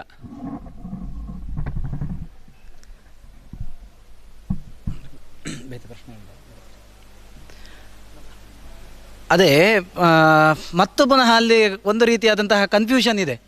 ಒಮ್ಮೆ ಕೃಷ್ಣ ಹೇಳ್ತಾನೆ ನಿಮಿತ್ತ ಮಾತ್ರಂ ಭವ ಸವ್ಯಸಾಚಿನ್, ನೀನು ನಿಮಿತ್ತ ಮಾತ್ರ ಅಂತ ಹೇಳ್ತಾನೆ ಅವನು. ಮತ್ತೆ ಪುನಃ ಹೇಳ್ತಾನೆ ಕಾಲೋಸ್ಮಿ ಲೋಕಕ್ಷಯಕೃತ್ ಪ್ರವೃದ್ಧ, ನೀನು ಏನು ಮಾಡದೇ ಇರು, ನಾನು ಕಾಲನಾಗಿದ್ದೇನೆ, ಹಾಗಾಗಿ ಲೋಕವನ್ನು ನಿರ್ಮೂಲ ಮಾಡುವುದು ಅಂತ ಹೇಳಿಕೊಂಡು ನಾನು ತೀರ್ಮಾನ ಮಾಡಿದ್ದೇನೆ, ಹಾಗಾಗಿ ನೀನು ಮಾಡಿದ್ರು ನಾನು ಎಲ್ಲರನ್ನು ಕೊಂದಾಗಿದೆ ಅಂತ ಎಲ್ಲ ಹೇಳಿ ಒಂಥರ ನಾಟಕೀಯವಾಗಿ ಅಂತ ಎಂಥದೋ ಒಂದು ಮ್ಯಾಜಿಕ್ ಮಾಡಿ, ಅಂತೂ ಮೊದಲೇ ಗೊಂದಲದಲ್ಲಿದ್ದಾನೆ ಅರ್ಜುನ ಪಾಪ. ಅದರಲ್ಲಿಯೂ ಮತ್ತಿಷ್ಟು ದೊಡ್ಡ ಪುರಾಣ ಹೇಳಿದ, ಅದು ಮಧ್ಯದಲ್ಲಿ ಏನೋ ಒಂದು ಹೊರಸತ್ತಂದಿಟ್ಟ, ನೋಡು ಹೀಗೆ ಹೀಗೆ ಅಂತ. ಮತ್ತು ಕೊನೆಗೆ ನಾನು ಇಷ್ಟನ್ನೆಲ್ಲ ಮಾಡಿದ್ದೇನೆ, ಮತ್ತು ನಿನಗಿಷ್ಟ ಬಂದ ಹಾಗೆ ನೀನು ಮಾಡು ಅಂತೆಲ್ಲ ಹೇಳಿ ಅಂತೂ ಮತ್ತು ಮಧ್ಯದಲ್ಲಿ ಸರ್ವಧರ್ಮಾನ್ ಪರಿತ್ಯಜ್ಯ ಇಷ್ಟನ್ನೆಲ್ಲೇ ಹೇಳಿದ್ದೇನೆ, ಮತ್ತೆ ಎಲ್ಲ ಬಿಡು ಹೋಗು. ಪಾಪ ಅವನು ಮೊದಲೇ ಕನ್ಫ್ಯೂಷನ್ನಲ್ಲಿದ್ದಾನೆ, ಗೊಂದಲದಲ್ಲಿದ್ದಾನೆ. ಅದ್ರ ಮಧ್ಯೆ ಈ ಹೆದರಿದವನ ಮೇಲೆ ಮತ್ತೆ ಪುನಃ ಏನೋ ಒಂದು ಈ ಜಿರಳೆ ಹಾಕೋದು ಅಂತ ಹೇಳ್ತಾರಲ್ಲ, ಹಾಗೆ ಅವನು ಅನಿವಾರ್ಯವಾಗಿ ಮತ್ತೆ ಪುನಃ ಅರ್ಜುನ ಇದಕ್ಕಿಂತ ಯುದ್ಧ ಆದರೂ ಮಾಡೋದು ಒಳ್ಳೆಯದು ಅಂತೇಳಿ ಹಾಗೆ ಮಾಡಿದ್ನು. ಒಮ್ಮೆ ಹೇಳ್ತಾನೆ ಇಲ್ಲ ಏನಿಲ್ಲ, ನಾನೇ ಯುದ್ಧ ಮಾಡ್ತೇನೆ, ನಾನು ಮಯಾ ಹತಾನ್ ತ್ವಂ ಜಹಿ, ನಾನೆಲ್ಲ ಕೊಂದಾಗಿದೆ, ನೀನು ಮತ್ತೆ ಸುಮ್ಮನೆ ತಲೆ. ಹಾಗಾದರೆ ಮೋಸವ ಇದು? ನಾನೆಲ್ಲ ಇದು ಅಂದರೆ ಮತ್ತು ನೀವು ಹೇಳ್ತೀರಿ ನಾಟಕ ಅಂತ, ಮತ್ತು ಪುನಃ ಅದನ್ನೇ ಹೇಳ್ತೀರಿ ಇಲ್ಲ ಕೃಷ್ಣ ಹೇಳಿದ್ದಾನೆ ನನ್ನ ಮೇಲೆ ಅಪವಾದ ಬರಬಾರ್ದು, ಹಾಗಾಗಿ ಯಥೇಚ್ಛಸಿ ತಥಾಕುರು, ನೀನು ಯೋಚನೆ ವಿಮರ್ಶಯಿತ ಶೇಷೇಣ. ಅಂದರೆ ನಮಗೆ ಬೇಕಾದಲ್ಲಿ ಒಂದೊಂದು ನಾವು ತುಂಡುಗಳನ್ನು ತೆಗೆದುಕೊಂಡು ನಾವು ನಮ್ಮ ಒಂದು ಧಾರ್ಮಿಕ ಸಂಘಟನೆ ಮಾಡಲಿಕ್ಕೆ ಅದನ್ನು ಉಪಯೋಗ ಮಾಡುವುದು, ಅಥವಾ ಅದನ್ನು ಹೇಗೆ ನಾವು ಅರ್ಥ ಮಾಡಿಕೊಳ್ಬೇಕು ಅಂತ ಪ್ರಶ್ನೆ. ಅದೇನೋ ಮ್ಯಾಜಿಕ್ ಮಾಡೋದು ಅಂತ ಹೇಳಿದ್ರಿ, ಚೆನ್ನಾಗಿತ್ತು. ಮುಖ್ಯವಾಗಿ ಅಲ್ಲಿ ಭಗವಂತ ಅದೇ ಐಂದ್ರಜಾಲಿಕ ವಿದ್ಯೆ ಅಂತ ಅನ್ನೋದು ಅಸಮರ್ಥರ ಕೆಲಸ. ಅವನಿಗೆ ಆ ಮೊದಲಿನ ಎಲ್ಲ ವಿಷಯಗಳನ್ನು ಹೇಳಿದ ಮೇಲೂ ತನ್ನ ವಿಭೂತಿಯ ರೂಪಗಳನ್ನೆಲ್ಲ ಪರಿಚಯ ಮಾಡಿಕೊಟ್ಟ. ಇಲ್ಲಿ ಕೇವಲ ಕೃಷ್ಣ 17 ಅಧ್ಯಾಯ ನಿರಂತರ ಅವನೇ ಮಾತಾಡಿಲ್ಲ, ಅವನಿಗೆ ಏನೇನು ಪ್ರಶ್ನೆಗಳು ಬಂತೋ ಅದರ ಮೇಲೆ ಮತ್ತೆ ಉತ್ತರ ಕೊಡ್ತಾ ಹೋಗಿದ್ದು. ಹಾಗಾಗಿ ಮೊದಲು ಅವನು ಹೇಳಿದ್ದೇನಿತ್ತೋ ಇದರಲ್ಲಿ ನಾವು ಗಮನಿಸಬೇಕಾದ ಅಂಶ ಎರಡಿದೆ. ಒಂದು, ಅರ್ಜುನ ಮೊದಲು ಬಂದಾಗ ಕೈರ್ಮಯಾ ಸಹ ಯೋದ್ಧವ್ಯಂ ಅಸ್ಮಿನ್ ರಣಸಮುದ್ಯಮೆ ಯೋತ್ಸ್ಯಮಾನಾನ್ ಅವೇಕ್ಷೇಹಂ ಯೋದ್ಧುಕಾಮಾನ್ ಅವಸ್ಥಿತಾನ್ ಅಂತ ಮಾತಾಡಿದ. ರಥಂ ಸ್ಥಾಪಯ ಮೇಚ್ಯುತ ಅಂದ. ಈ ಎರಡು ಮಾತುಗಳು ಅವನ ಒಳಗಿದ್ದ ಈಗೋವನ್ನು ಅದು ಪೂರ್ತಿ ಎತ್ತರದಲ್ಲಿತ್ತು. ಕೃಷ್ಣ ಅದನ್ನು ಬಡಿಬೇಕು ಅಂತಲೇ ತೆಗೆದುಕೊಂಡು ಬಂದು ಸೀದ ತಂದು ಸಮವೇತಾನ್ ಕುರು ನೀತಿ, ನೋಡು ನಿನ್ನ ಕುರುಗಳು ಯಾರೆಲ್ಲ ಸೇರಿದ್ದಾರೆ ನೋಡು, ಭೀಷ್ಮದ್ರೋಣ ಪ್ರಮುಖತಃ ಸರ್ವೇಶಾಂಚ ಮಹೀಕ್ಷಿತಾನ್ ಉವಾಚ ಪಾಥ ಪಶ್ಯೇತಾನ್ ಸಮವೇತಾನ್ ಕುರು ನೀತಿ, ಭೀಷ್ಮದ್ರೋಣರ ಮುಂದೆ ತಂದು ನಿಲ್ಲಿಸಿದ. ಹಿಂದೆ ನನ್ನ ರಥವನ್ನು ನಡೆಸುವ ನೀನು ನನ್ನ ರಥವನ್ನು ಕೊಂಡು ಹೋಗಿ 2 ಸೇನೆಯ ಮಧ್ಯದಲ್ಲಿರಿಸು ಅಂತ ಒಂದು ಅಹಂಕಾರದ ಮಾತಿತ್ತು. ಅದು ಮುಗಿದು ಒಂದು 3 ಮಾತುಗಳಾದ ತಕ್ಷಣವೇ ಇದ್ದಕ್ಕಿದ್ದ ಹಾಗೆ ಕೃಪಯಾ ಪರಯಾವಿಷ್ಟ ವಿಷೀದಂತ ಮಿದಂ ವಚಃ, ಇದ್ದಕ್ಕಿದ್ದಂತೆ ಅವನಿಗೆ ಎಲ್ಲ ಯೋಚನೆಗಳು ಕೂಡ ಇಳಿದು ಹೋಗಿ ನನ್ನವರು ಅಂತನ್ನುವ ನೋವು ಕಾಡ್ಲಿಕ್ಕೆ ಶುರುವಾಯಿತು. ಈ 2 ಗೊಂದಲಗಳನ್ನು ಪರಿಹರಿಸಬೇಕಾದ ಅಗತ್ಯ ಇತ್ತು. ಒಂದು, ನಾನು ಮಾಡ್ತಾ ಇದ್ದೇನೆ ಅಂತನ್ನೋದನ್ನು ಅವನ ತಲೆಯಿಂದ ತೆಗಿಬೇಕಿತ್ತು. ಮತ್ತು ಈಗ ಯುದ್ಧ ಅಂತಂದ ಮೇಲೆ ನಾನೂ ಒಂದು ಪಾತ್ರಧಾರಿ ಹೊರತು ಇಲ್ಲಿ ನನ್ನ ಯಾವುದೇ ಪೂರ್ಣ ಪ್ರಮಾಣದ ಇನ್ವಾಲ್ವ್ಮೆಂಟ್ ಇದರಲ್ಲಿ ಇಲ್ಲ, ಅಂದರೆ ನಾನೇ ಮಾಡಿದ್ದು ಅಂತನ್ನುವ ಅಹಂಕಾರ ಬರಬಾರ್ದು. ಹಾಗೆ ನೈರಾಶ್ಯವಾದೂ ಇರಬಾರ್ದು, ನೈರಾಶ್ಯವೂ ಬರಬಾರ್ದು, ಸ್ವಾತಂತ್ರ್ಯದ ಯೋಚನೆಯೂ ಬರಬಾರ್ದು. ಅದನ್ನು ಎರಡನ್ನೂ ಬ್ಯಾಲೆನ್ಸ್ ಮಾಡಿ ಕೃಷ್ಣ ನಿಮಿತ್ತ ಮಾತ್ರಂ ಭವ ಸವ್ಯಸಾಚಿನ್ ಅಂತ ಒಂದು ಮಾತು ಹೇಳಿದ್ದು. ಮಯಾ ಹತಾನ್ ತ್ವಂ ಯಥಿಷ್ಠಾಹ ಅಂತ ಹೇಳುವಾಗಲೂ ಈ ಇಡೀ ಸೈನ್ಯವನ್ನು ನಾನೀಗಾಗಲೇ ದಂಷ್ಟ್ರಾಕರಾಳಾನ್, ನನ್ನ ಹಲ್ಲಿನ ಮಧ್ಯದಲ್ಲಿ ಸಿಲುಕಿಕೊಂಡಂತಹ ಭೀಷ್ಮದ್ರೋಣಂ ಕರ್ಣಂ ತಥಾನ್ಯ ವೀರಾನ್ ಇತ್ಯಾದಿಗಳನ್ನೆಲ್ಲ ನೋಡು ಅಂತ ಹೇಳಿದ್ದರ ಉದ್ದೇಶ ಏನು ಅಂದರೆ, ನೀನು ಮಾಡೋದಿಲ್ಲ ಅಂತ ಕೂತ್ರು ನಾನು ಮಾಡಿಸ್ತೇನೆ, ಆದರೆ ಅದು ನಿನಗೇ ಗೊತ್ತಾಗಿ ಇದರಲ್ಲಿ ನಾನು ಇದ್ದೇನೆ ಅಂತ ಯೋಚನೆ ಬಂದರೆ ಆವಾಗ ನೀನು ಅದನ್ನು ಗೆಲ್ಲಿಕ್ಕೆ ಸುಲಭ ಆಗುತ್ತೆ. ಆದ್ದರಿಂದಾಗಿ ಕನ್ಫ್ಯೂಷನ್ ಮಾಡಿದ್ದು ಅಂದರೆ ಏನಾಯಿತು, ಒಂದು ಸರ್ತಿ ಉಪದೇಶ ಮಾಡೋದು, ಆಮೇಲೆ ಒಂದಿಷ್ಟು ಏನೋ ತನ್ನ ವಿಚಿತ್ರ ರೂಪಗಳನ್ನು ತೋರಿಸೋದು, ಕೊನೆಗೆ ನಿನಗೆ ಇಷ್ಟ ಬಂದ ಹಾಗೆ ಮಾಡು ಅಂತ ಹೇಳಿದ್ದು. ಇಷ್ಟೂ ಕೂಡ ಒಂದು ಮಾನಸಿಕ ಹಂತವನ್ನು ನಿಧಾನಕ್ಕೆ ಹೊಡೆದು ಬಡದು ಸರಿ ಮಾಡಿ ಮೊದಲು ಅಹಂಕಾರವನ್ನು ತೆಗೆದ, ಆಮೇಲೆ ಅವನಲ್ಲಿರುವಂತಹ ನೈರಾಶ್ಯವಾದನ್ನು ತೆಗೆದ. ಇಷ್ಟಾದ ಮೇಲೆ ಬುದ್ಧಿ ಸಮಸ್ಥಿತಿಯಲ್ಲಿ ಬಂದು ನಿಂತಿತು. ಸಮಸ್ಥಿತಿ ಬಂದಾಗ ನೀನು ಯಾವಾಗಲೂ ಯೋಚನೆ ಮಾಡಬೇಕಾದದ್ದು, ತುಂಬ ದುಃಖದಲ್ಲಿದ್ದಾಗ ಅಥವಾ ತುಂಬ ಸಂತೋಷದಲ್ಲಿದ್ದಾಗ ಅಥವಾ ಬೇಸರದಲ್ಲಿದ್ದಾಗ ಯಾವ ನಿರ್ಧಾರವನ್ನು ತೆಗೆದುಕೊಳ್ಬಾರ್ದು. ಮೊದಲು ಅವನ ನೈರಾಶ್ಯವಾದವನ್ನು ಇಳಿಸಿದ, ಅಹಂಕಾರವನ್ನು ಇಳಿಸಿದ. ಅದಾದಮೇಲೆ ಈಗ ನಿರ್ಧಾರ ತೆಗೆದುಕೊಳ್ಳಿಕ್ಕೆ ನೀನು ಸಮರ್ಥ. ನಡಿಬೇಕಾದ್ದೇನೋ ಅದನ್ನು ನಾನು ಮಾಡ್ತೇನೆ, ಆದರೆ ಅದು ನೀನೇ ನಿನ್ನ ಇನ್ವಾಲ್ವ್ಮೆಂಟ್ ಜೊತೆಗೆ ಇದು ನನಗೆ ಯತ್ಕರೋಷಿ ಯದಶ್ನಾಸಿ ಯಜ್ಜುಹೋಸಿ ದದಾಸಿ ಯತ್ ಯತ್ತಪಸ್ಸಿಸಿ ಕೌಂತೆಯ ತತ್ಕುರುಷ್ವ ಮದರ್ಪಣಂ. ನಿನ್ನ ಕೆಲಸ ಅಂತ ಕ್ಷತ್ರಧರ್ಮವನ್ನು ಪಾಲನೆ ಮಾಡು, ಅದನ್ನು ನನಗೆ ಒಪ್ಪಿಸಿದರೆ ನೀನು ಅದರಲ್ಲಿ ಯಾವುದೇ ಭಾಗಿದಾರ ಅಲ್ಲ, ಆ ಕರ್ಮವನ್ನು ನೀನು ಅಂಟಿಸಿಕೊಳ್ಬೇಕಾದ ಅಗತ್ಯ ಇಲ್ಲ. ಇಷ್ಟರ ಹಿಂದೆ ಹೇಳಬೇಕಾದ ಕರ್ಮ ಸಿದ್ಧಾಂತವನ್ನು ಅರ್ಥ ಮಾಡಿಕೊಳ್ಳದೇ ಇದ್ದರೆ ಈ ಪ್ರಶ್ನೆ ಮತ್ತೆ ತಿರುಗ್ತಾನೆ ಇರುತ್ತೆ. ಯಾಕೆಂದರೆ ಕರ್ಮ ಅಂತ ಅನ್ನೋದು ಒಂದು ಮಾಡಿದ ಮೇಲೆ ಅದಕ್ಕೆ ಪ್ರತಿಕ್ರಿಯೆ ಬಂದೇ ಬರುತ್ತೆ. ಯಾವಾಗ ಈ ಕ್ರಿಯೆಯಲ್ಲಿ ನಾನು ಒಂದು ಕೇವಲ ಇನ್ಸ್ಟ್ರೂಮೆಂಟ್ ಅಂತ ಯೋಚನೆ ಬಂದಾಗ ಮಾತ್ರ ಅದರ ಹೊಸ ಪೀಳಿಗೆಯ ಸಮಸ್ಯೆಯನ್ನು ನಾವು ಅಂಟಿಸಿಕೊಳ್ಳುವುದಕ್ಕೆ ಸಾಧ್ಯ ಇಲ್ಲ. ಅಂದರೆ ನಾವು ಮಾಡಬೇಕಾದ ಕರ್ತವ್ಯವೂ ನಡೆಯುತ್ತೆ, ಅದರಿಂದ ಆಗುವ ಕೆಟ್ಟ ಪರಿಣಾಮವನ್ನು ತಪ್ಪಿಸಿಕೊಳ್ಳಿಕ್ಕೆ ಸಾಧ್ಯ ಇದೆ. ಇದನ್ನು ಅರ್ಜುನನಿಗೆ ಮನದಟ್ಟು ಮಾಡಬೇಕಿತ್ತು. ಇದೆಲ್ಲದಕ್ಕಿಂತ ಜೊತೆಯಾಗಿ ಅವರವರಿಗೆ ಅವರವರ ಧರ್ಮ ಇದೆ ಅಂತ ಹೇಳಿದ. ನೀನು ಉಳಿದದ್ದೆಲ್ಲ ಯಾಕೆ ಹೇಳ್ದ? ನಮ್ಮ ಕೆಲಸ ಮಾತ್ರ ಹೇಳಬೇಕಿತ್ತಲ್ವ? ಅಂದರೆ ಎಲ್ಲರೂ ಅವರವರ ಕೆಲಸ ಮಾಡಿದರೆ ಮಾತ್ರ ಒಂದು ಪ್ರಪಂಚ ಸಮಸ್ಥಿತಿಯಲ್ಲಿ ನಡೀಲಿಕ್ಕೆ ಸಾಧ್ಯ. ಅದನ್ನು ಹೇಳುವಾಗ ಉಳಿದ ಪ್ರಸಂಗಗಳು ಬಂದವಷ್ಟೇ ಬಿಟ್ಟರೆ ಅವನನ್ನು ಕನ್ಫ್ಯೂಸ್ ಮಾಡಿ, ಯಾಕೆಂದರೆ ಒಬ್ಬ ರಾಜನಾದಾಗ ಇದೆಲ್ಲ ಗೊತ್ತಿರಬೇಕು ಅವನಿಗೆ. ರಾಜನಾದಾಗ ಅವನು ಈಗ ನಾನು ಒಬ್ಬ ಎಕಾನಮಿಸ್ಟ್ ಆಗಿ ಎಕಾನಮಿಯ ಬಗ್ಗೆ ಮಾತ್ರ ನಾನು ಯೋಚನೆ ಮಾಡ್ತೇನೆ ಅಂದರೆ ಕೃಷಿ ಸತ್ತು ಹೋಗುತ್ತೆ. ಯಾಕೆಂದರೆ ಕೃಷಿಯ ಇನ್ನೊಂದು ಬೇರದು. ನಾನೊಬ್ಬ ಕೃಷಿಕ ಆದರೆ ನಾನು ಕೃಷಿ ಬಗ್ಗೆ ಮಾತ್ರ ಕಾನ್ಸಂಟ್ರೇಟ್ ಮಾಡಿದರೆ ಒಂದು ಟೆಕ್ನಾಲಜಿಯನ್ನು ಯೋಚನೆ ಮಾಡುವ ತಲೆ ಹಾಳಾಗುತ್ತೆ, ಅವನಿಗೆ ಸಪೋರ್ಟೇ ಸಿಗುವುದಿಲ್ಲ ಅಂತ ಆಗುತ್ತೆ. ರಾಜನಾದವನಿಗೆ ಪ್ರಪಂಚದ ಎಲ್ಲ ಮಾಹಿತಿಯೂ ಚೆನ್ನಾಗಿರಬೇಕು. ಯಾವ ದೊಡ್ಡ ಸ್ಥಾನದಲ್ಲಿ ಕೂಡ್ತಾನೆ ಅಂತಂದಾಗ ಅವನಿಗೆ ಸಮಗ್ರ ಚಿತ್ರಣ ಇರಬೇಕು ಅನ್ನುವ ದೃಷ್ಟಿಯಿಂದ ಉಳಿದ ಎಲ್ಲ ಧರ್ಮಗಳ ಬಗ್ಗೆಯೂ ಕೂಡ ಕೃಷ್ಣ ಅಲ್ಲಿ ಮಾತನಾಡಿದ. ಅಲ್ಲೂ ಸರ್ವಧರ್ಮಾನ್ ಪರಿತ್ಯಜ್ಯ ಮಾಮೇಕಂ ಶರಣಂ ವ್ರಜ ಅನ್ನುವ ಮಾತು ಹೇಳುವಾಗಲೂ ಅಲ್ಲಿ ಮುಂದೆ ಮಾತಿರುವುದು ಮಾಮೇಕಂ ಶರಣಂ ವ್ರಜ ಅಂತ. ನೀನು ಏನೇ ಆಚರಿಸಿದ್ರು ಆ ಆಚರಣೆ ಹಿಂದೆ ನನ್ನನ್ನು ನೆನಪಿಸುವಂತಹ, ಯಾಕೆಂದರೆ ಸರ್ವೇ ವಿಧಿ ನಿಷೇಧಾಸ್ಯು ಏತಯೋರೇವ ಕಿಂಕರಾಹ. ಭಗವಂತನ ನೆನಪು ಅನ್ನುವುದೇ ಧರ್ಮ, ಭಗವಂತನ ವಿಸ್ಮರಣೆ ಅನ್ನುವುದೇ ಅಧರ್ಮ. ಇದರ ಹಿನ್ನೆಲೆಯಲ್ಲಿ ನೀನು ಏನಾದರೂ ಮಾಡು, ಭಗವಂತನ ನೆನಪು ತಪ್ಪಬಾರದು ಅಂತ ಹೇಳಿದ್ದಷ್ಟೇ ಹೊರತು ಧರ್ಮಗಳನ್ನು ಬಿಡು ಅಂತ ಅನ್ನೋದರ ಅರ್ಥ ಹೊರಗಿನಿಂದ ಮಾಡುವ ಚಟುವಟಿಕೆಗಳು ಅಂತ ಅಷ್ಟೇ ಅರ್ಥ ಹೊರತು ಎಲ್ಲ ಧರ್ಮ ಬಿಡುವುದು ಅಂದರೆ ನನ್ನನ್ನು ಆಚರಿಸುವುದನ್ನೊಂದು ಧರ್ಮ ಆಯ್ತಲ್ವ. ಅಂದರೆ ಅದು ಧರ್ಮಗಳು ಅಂತ ಆ ಶಬ್ದ ಬಂದದರ ಅರ್ಥ ಯಾವುದರಿಂದ ಸಮಾಜ ಗಟ್ಟಿಯಾಗಿ ಎದ್ದು ನಿಲ್ಲುತ್ತೋ ಅದನ್ನು ಆಚರಿಸು ಹೊರತು ಮೇಲ್ನೋಟಕ್ಕೆ ಯಾವುದೆಲ್ಲ ನಾನು ಆಚರಿಸ್ತಾ ಇರೋದೇ ಧರ್ಮ ಅಂತ ನಿನ್ನ ತಲೆಯಲ್ಲಿದೆಯೋ ಅದನ್ನು ಬಿಡು ಅಂತ ಆ ಅಭಿಪ್ರಾಯದಲ್ಲಿ ಹೇಳಿದ್ದು. ಪೃಚ್ಛಕರ ಒಂದೆರಡು ಪ್ರಶ್ನೆಗಳು ಬಂದಿವೆ. ಒಂದು, ಮನಸ್ಸನ್ನು ಪರಮಾತ್ಮನಲ್ಲಿ ಇಡಲು ಭಗವದ್ಗೀತೆಯಲ್ಲಿ ಏನು ಮಾರ್ಗವಿದೆ ಅಂತ. ಇನ್ನೊಂದು ಪ್ರಶ್ನೆ, ವಿಷ್ಣು ಸಹಸ್ರನಾಮವನ್ನು ಸ್ತ್ರೀಯರು ಪಾರಾಯಣ ಮಾಡಬಾರದು ಯಾಕೆ, ದಯವಿಟ್ಟು ತಿಳಿಸಿ ಅಂತ. ಈ ಎರಡು ಪ್ರಶ್ನೆಗಳು.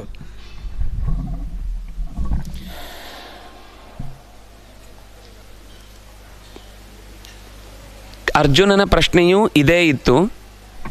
ಚಂಚಲಂ ಹಿ ಮನಃ ಕೃಷ್ಣ ಪ್ರಮಾಥಿ ಬಲವದೃಢಂ. ಇದನ್ನು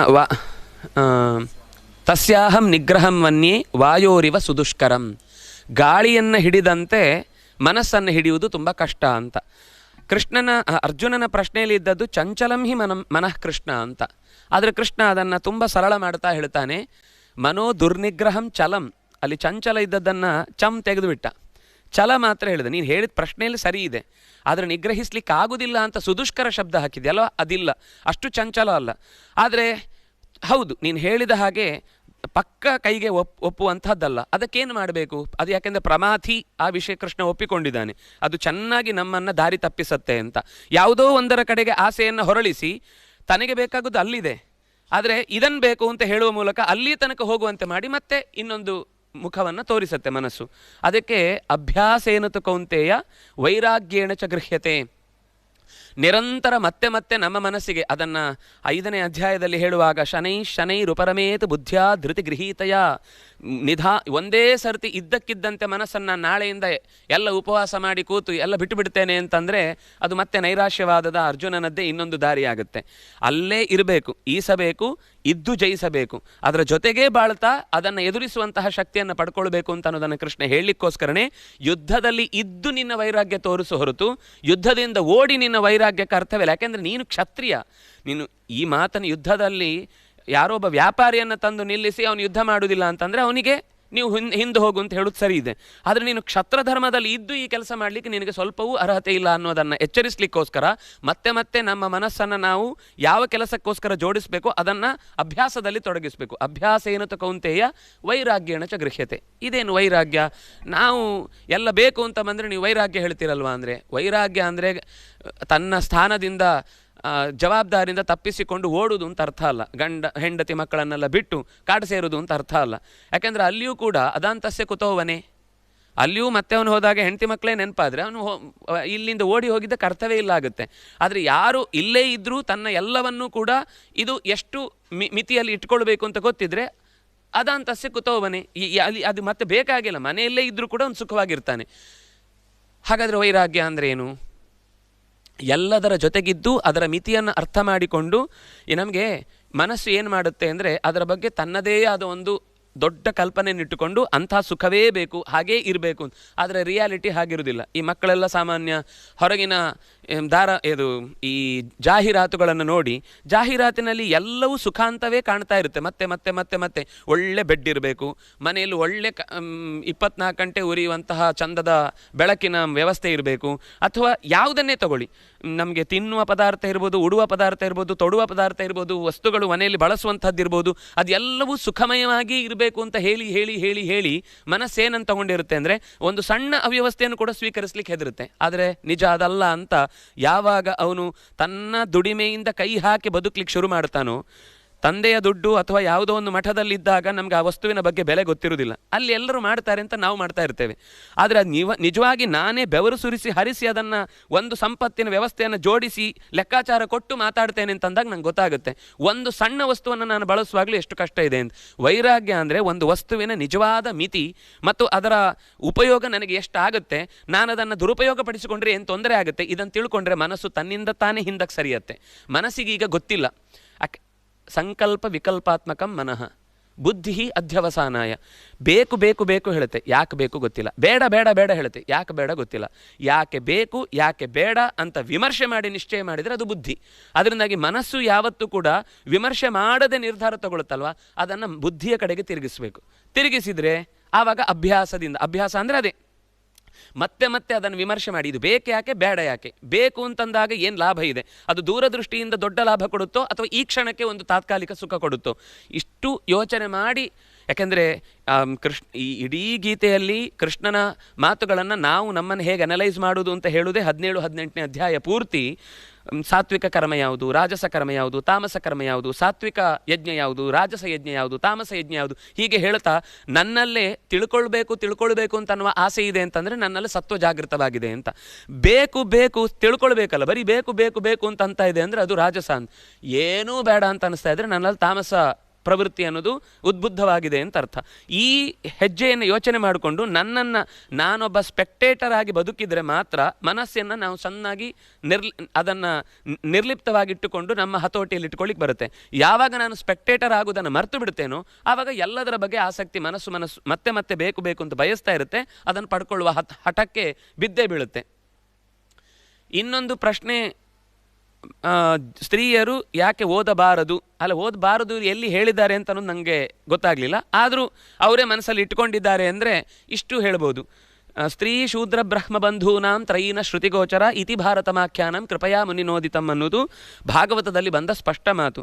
ದೇವರ ನಾಮಸ್ಮರಣೆ ಮಾಡುವುದನ್ನು ತಡೀಲಿಕ್ಕೆ ಯಾರಿಗೂ ಪೇಟೆಂಟ್ ಇಲ್ಲ. ಅದರಿಂದಾಗಿ ಅದರ ಬಗ್ಗೆ ಹೆದರಬೇಕಾದ ಅಗತ್ಯ ಇಲ್ಲ. ವೇದವ್ಯಾಸರ ಮಾತಿದೆ, ಜ್ಞೇಯಂ ಪಾಠ್ಯಂಚ ತದ್ವಯಂ ಅಂತ ಆಚಾರ್ಯರ ಮಾತಿದೆ. ವೈಷ್ಣವಂ ಕೃಷ್ಣಗೀತಾಚ, ವಿಷ್ಣುವಿನ ನಾಮವನ್ನು ಹೇಳುವಂತಹ ವಿಷ್ಣು ಸಹಸ್ರನಾಮ ಮತ್ತು ಕೃಷ್ಣಗೀತಾ, ಕೃಷ್ಣ ಉಲಿದಂತಹ ಗೀತೆಯ ಮಾತುಗಳನ್ನು ಮನುಷ್ಯನಾದವನು ತನ್ನ ಉದ್ಧಾರಕ್ಕೋಸ್ಕರ ಇದೆರಡನ್ನು ಉಸಿರಿನಂತೆ ತೆಗೆದುಕೊಂಡು ಪಠನೆ ಮಾಡಬೇಕು, ಅಧ್ಯಯನ ಮಾಡಬೇಕು. ಇದೆರಡನ್ನು ಬಿಟ್ಟು ಬದುಕಲೇಬಾರದು ಅಂತ ಆದೇಶ ಇದೆ. ಇದು ಹೊರತುಪಡಿಸಿ ಉಳಿದಂತೆ ಇನ್ನೇನಾದರೂ ನಾವು ಹೆಚ್ಚು ಮಾಡ್ತೇವೆ ಅಂತಂದಾಗ ನಿತ್ಯದಲ್ಲಿ ಮಾಡಬೇಕಾದ್ರೆ ಇದನ್ನು ಮಾಡ್ಕೊಂಡು ಮತ್ತಿದು ಮಾಡಿ ಅನ್ನೋದನ್ನು ಹೇಳಲಿಕ್ಕೋಸ್ಕರ ಇಷ್ಟು ಹೇಳಿದ ಮೇಲೂ ನಮಗೆ ಸಂದೇಹ ಉಳಿಯುತ್ತೆ. ಅಂದರೆ ಭಗವಂತನ ಕೊನೆಗೆ ಯಾವುದೋ ಒಂದು ಸಂದರ್ಭದಲ್ಲಿ ಪ್ರಾಣಾಯಾಮದ ವ್ಯವಸ್ಥೆಯನ್ನು ಹೇಳಬೇಕಾದ್ರೆ ಯಾರು ಹೀಗೆ ಪ್ರಶ್ನೆ ಕೇಳಿದ್ರು, ನಾವೆಲ್ಲ ಪ್ರಾಣಾಯಾಮ ಮಾಡ್ಬೋದಾ ಅಂತ. ಅದಕ್ಕೆ ಆಗ ಮೂಗಿದ್ದವ್ರು ಮಾಡ್ಬೋದಪ್ಪ ಅಂತ ಹೇಳಬೇಕಾಯ್ತು. ಹಾಗೆ ಇದಕ್ಕೂ ಒಂದು ಉತ್ತರ ಕೊಡ್ಬೋದು. ನಾಲಿಗೆ ಇದ್ದವರೆಲ್ಲ ಭಗವಂತನ ನಾಮಸ್ಮರಣೆ ಮಾಡ್ಬೋದು. ಅದರಲ್ಲಿ ಸಹಸ್ರ ನಾಮ, ಅದು ಭಗವಂತನ ನಾಮಸ್ಮರಣೆ ಮಾಡಲಿಕ್ಕೆ ಯಾವ ರೀತಿಯಿಂದಲೂ ತಡೆ ಇಲ್ಲ. ಹಾಗಾಗಿ ಮಹಾಭಾರತವನ್ನೇ ಇತಿಹಾಸವನ್ನೇ ಓದಬಹುದು ಅಂತ ವೇದವ್ಯಾಸರು ಅಷ್ಟು ಸ್ಪಷ್ಟವಾಗಿ ಬಿಡಿಸಿ ಹೇಳಿದ ಮೇಲೆ ಇನ್ನು ಸಂದೇಹ ಮನಸ್ಸಿನಲ್ಲಿ ಇಟ್ಟುಕೊಂಡು ಮಾಡ್ತೇವೆ, ಆಗುವುದಿಲ್ಲ, ಡೌಟ್ ಇದೆ ಅಂತಂದರೆ ಮತ್ತೊಮ್ಮೆ ಅದರ ವಿಚಾರವನ್ನು ಶಾಸ್ತ್ರದ ದೃಷ್ಟಿಯಿಂದಲೇ ನಾವು ನೋಡಿದರೆ ಅದಕ್ಕೆ ಉತ್ತರ ಖಂಡಿತ ಸಿಗುತ್ತೆ. ಇನ್ನು ಹೇಳಬೇಕು ಅಂತಂದರೆ, ಅಂತಹ ಪಾರಾಯಣ ಮಾಡಿದ್ರಿಂದ ಏನಾದರೂ ಡೌಟ್ ಇದ್ದು ಸಮಸ್ಯೆ ಆಗಿ ತೊಂದರೆ ಆಗಿ ಏನಾದರೂ ಅನ್ಯಾಯ ಆಗಿ ಪಾಪ ಆಗುತ್ತೆ ಅಂದರೆ ಆ ಪಾಪ ಎಲ್ಲ ಹೇಳಿದಂತಹ ಕೃಷ್ಣರಾಜನಿಗೆ ಬರಲಿ ಅಂತ ಸಂಕಲ್ಪ ಮಾಡಲಿ, ನನಗೆ ಪಾಪ ಬರಲಿ. ಹಾಂ,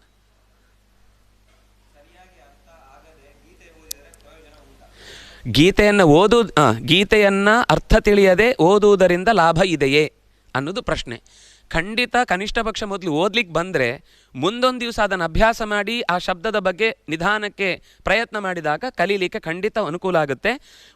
ಓದುವುದರಿಂದನೇ ನಮ್ಮ ದೇಹದಲ್ಲಿ ಒಂದು ಸಹಜವಾದ ಸಂಸ್ಕೃತದ ಉಚ್ಚಾರಣೆಯಿಂದಾಗಿ ದೇಹಕ್ಕೊಂದು ಸಾತ್ವಿಕವಾದ ಶಕ್ತಿ ಹುಟ್ಟತ್ತೆ. ಇನ್ನು ನಿಧಾನಕ್ಕೆ ಅದನ್ನು ಯಾರ ಹತ್ರ ಆದರೂ, ಯಾರೂ ಹೇಳಲಿಲ್ಲ ನಿಮ್ಮನ್ನು ಬರೀ ಓದೋದು ಮಾತ್ರ ಮಾಡಿ ಕಲಿಬೇಡಿ ಅಂತ ಹೇಳಿಲ್ಲ, ಯಾರ ಹತ್ರ ಆದರೂ ಹೋಗಿ ಸಂಸ್ಕೃತ ಚೂರು ತಿಳ್ಕೊಂಡವ್ರ ಹತ್ರ ಕಲಿತ್ರೆ ಏನು ತೊಂದರೆ ಇಲ್ಲ. ಹಾಂ, ಶುಚೀನಾಂ. ಅದೇ ಈ ಪ್ರಯತ್ನದಲ್ಲಿ ನಿಜವಾಗೂ ನಾವು ಗುರುಗಳನ್ನು ಹುಡುಕಿಯೂ ಸಿಗದೆ ನಮ್ಮ ಕೊನೆಯ ಹಂತದವರೆಗೂ ವಿದ್ಯೆ ಕಲೀಲಿಕ್ಕಾಗಲೇ ಇಲ್ಲ. ಆದರೆ ನಾವು ಮಾಡುವ ಪ್ರಯತ್ನ ಎಲ್ಲ ಮಾಡಿದ್ದೇವೆ. ಇವತ್ತು ಆ ಕಷ್ಟ ಇಲ್ಲ. ನಮ್ಮ ತಂತ್ರಜ್ಞಾನದ ವ್ಯವಸ್ಥೆಯಲ್ಲಿ ಎಲ್ಲಿಯಾದರೂ ಒಂದು ಕಡೆ ಅದರ ಬಗ್ಗೆ ಒಂದಿಷ್ಟು ಮಾತಾಡಿದ ಮಾಹಿತಿಗಳು ಸಿಕ್ಕೇ ಸಿಗುತ್ತೆ. ಸ್ವಲ್ಪ ಸ್ವಲ್ಪ ಆದರೂ ಪ್ರಯತ್ನ ಮಾಡಬೇಕು. ನಮ್ಮ ಪ್ರಯತ್ನ ಪ್ರಾಮಾಣಿಕ ಆದರೆ, ನಾವು ಗುರುಗಳು ಬೇಕು, ನನಗೆ ಕಲೀಲೇಬೇಕು ಅಂತ ಅನ್ನುವ ಹಠ ಇಟ್ಟುಕೊಂಡು ದೇವರ ಹತ್ರ ನಿತ್ಯ ಪ್ರಾರ್ಥಿಸಿದರೆ ಖಂಡಿತ ಒಂದು ದಾರಿ ತಾನೇ ತೋರಿಸುತ್ತೆ. ತೋರಿದ ನಡೆಸ್ಕೊಂಡು ಹೋಗುವ ಶಕ್ತಿ ಅದಕ್ಕಿದೆ. ಹೋಗಬೇಕು ಅಂತ ನಾವು ಹೆಜ್ಜೆ ಮುಂದಿಡಬೇಕಷ್ಟೇ. ನಾವು ಹೆಜ್ಜೆ ಮುಂದಿಡದೆ ಹಿಂದಕ್ಕೆ ಸರಿದು ಪುರುಸೋತಿಲ್ಲ ಅನ್ನುವ ಶಬ್ದವನ್ನೇ ಉಚ್ಚರಿಸ್ತಾ ನನಗೆ ಎಲ್ಲ ಕಡೆ ಹೋಗಬೇಕು ಅಂತಿದೆ, ಎಲ್ಲ ಓದಬೇಕು ಅಂತಿದೆ, ಪುರುಸೋತಿಲ್ಲ ಅಂತ ಅನ್ನೋದೇ ನಮ್ಮ ಮನಸ್ಸಿನ ಒಳಗಿನ ಇನ್ನೊಂದು ಭಾವನೆಯನ್ನು ಸ್ಪಷ್ಟತೆ ಎತ್ತಿ ತೋರಿಸ್ತಾ ಇರುತ್ತೆ, ನಮ್ಗೆ ಇಷ್ಟ ಇಲ್ಲ ಅಂತ. ಆದರೆ ಅದಕ್ಕೆ ಇನ್ನೊಬ್ಬರ ಮುಂದೆ ನಾನು ಅದನ್ನು ವಿರೋಧಿಸ್ತೇನೆ ಅಂತ ಅನ್ನಿಸ್ಬಾರ್ದು, ನಾನು ಅದರಿಂದ ದೂರ ಆಗ್ತಾ ಇದ್ದೇನೆ ಅಂತ ಅನ್ನಿಸ್ಬಾರ್ದು ಅನ್ನೋದಕ್ಕೋಸ್ಕರ ಆ ಶಬ್ದ ಬರುತ್ತೆ. ನಿಜವಾಗ್ಲೂ ನಮಗೆ ಪ್ರಾಮಾಣಿಕವಾದ ಆಲೋಚನೆ ಕಲಿಬೇಕು ಅಂತಿದ್ರೆ ಅದಕ್ಕೆ ದಾರಿ ಹುಟ್ಟತ್ತೆ. ನಮ್ಮ ಹಾಗೆ ಕಲ್ತವರು ವಿದೇಶದವರು ಇಲ್ಲಿಗೆ ಬಂದು ತಮ್ಮ ಜೀವನೆಲ್ಲ ಮರೆತು ಇಲ್ಲಿ ಕಲಿತಾ ಇದ್ದಾರೆ. ನಮಗೆ ಇಲ್ಲಿ ಹೇಳ್ಕೊಡೋರು 1000 ಜನ ಎಲ್ಲೆಲ್ಲೋ ಇದ್ದು ಅಥವಾ ಮಾಧ್ಯಮಗಳ ಮೂಲಕವೇ ಕಲೀಲಿಕ್ಕೆ ಅವಕಾಶ ಇದ್ದಾಗ ಕಲೀಲಿಕ್ಕಾಗೋದಿಲ್ಲ, ಅರ್ಥ ತಿಳ್ಕೊಳ್ಳಿಕ್ಕೆ ಸಾಧ್ಯ ಇಲ್ಲ ಅನ್ನೋದು ಸುಳ್ಳು ಮಾತು. ಭಗವದ್ಗೀತೆಯಲ್ಲಿ ಬರುವಂತಹ ಮತ್ತೊಂದು ಶ್ಲೋಕ, ಸ್ತ್ರಿಯೋ ವೈಶ್ಯಾಃ ತಥಾ ಶೂದ್ರಾಃ ಯೇಪಿ ಸ್ಯುಃ ಪಾಪಯೋನಯಃ ಅಂತ, ಕಿಂ ಪುನಃ ಬ್ರಾಹ್ಮಣಾಃ ಪುಣ್ಯಾಃ ಅಂತ. ಅಂದರೆ ಅಲ್ಲಿ ಪಾಪಯೋನಿಜರು ಪುಣ್ಯಯೋನಿಜರು ಅಂತ ಹೇಳಿಕೊಂಡು ಕೃಷ್ಣ ಹೇಳಿದ್ದಾನೆ. ಅದರದ್ದು ಅರ್ಥ ಏನು ಅಂತ ಅದರ ಸ್ವಲ್ಪ ಬಗ್ಗೆ ವಿವರಣೆ ಬೇಕಿತ್ತು. ನೀವು ಭಗವಾನ್ ಅಂತ ಹೆಸರಿಟ್ಕೊಂಡಿಲ್ಲ ಅಂತ ನಂಗೆ ಸಂತೋಷ ಅಷ್ಟೇ.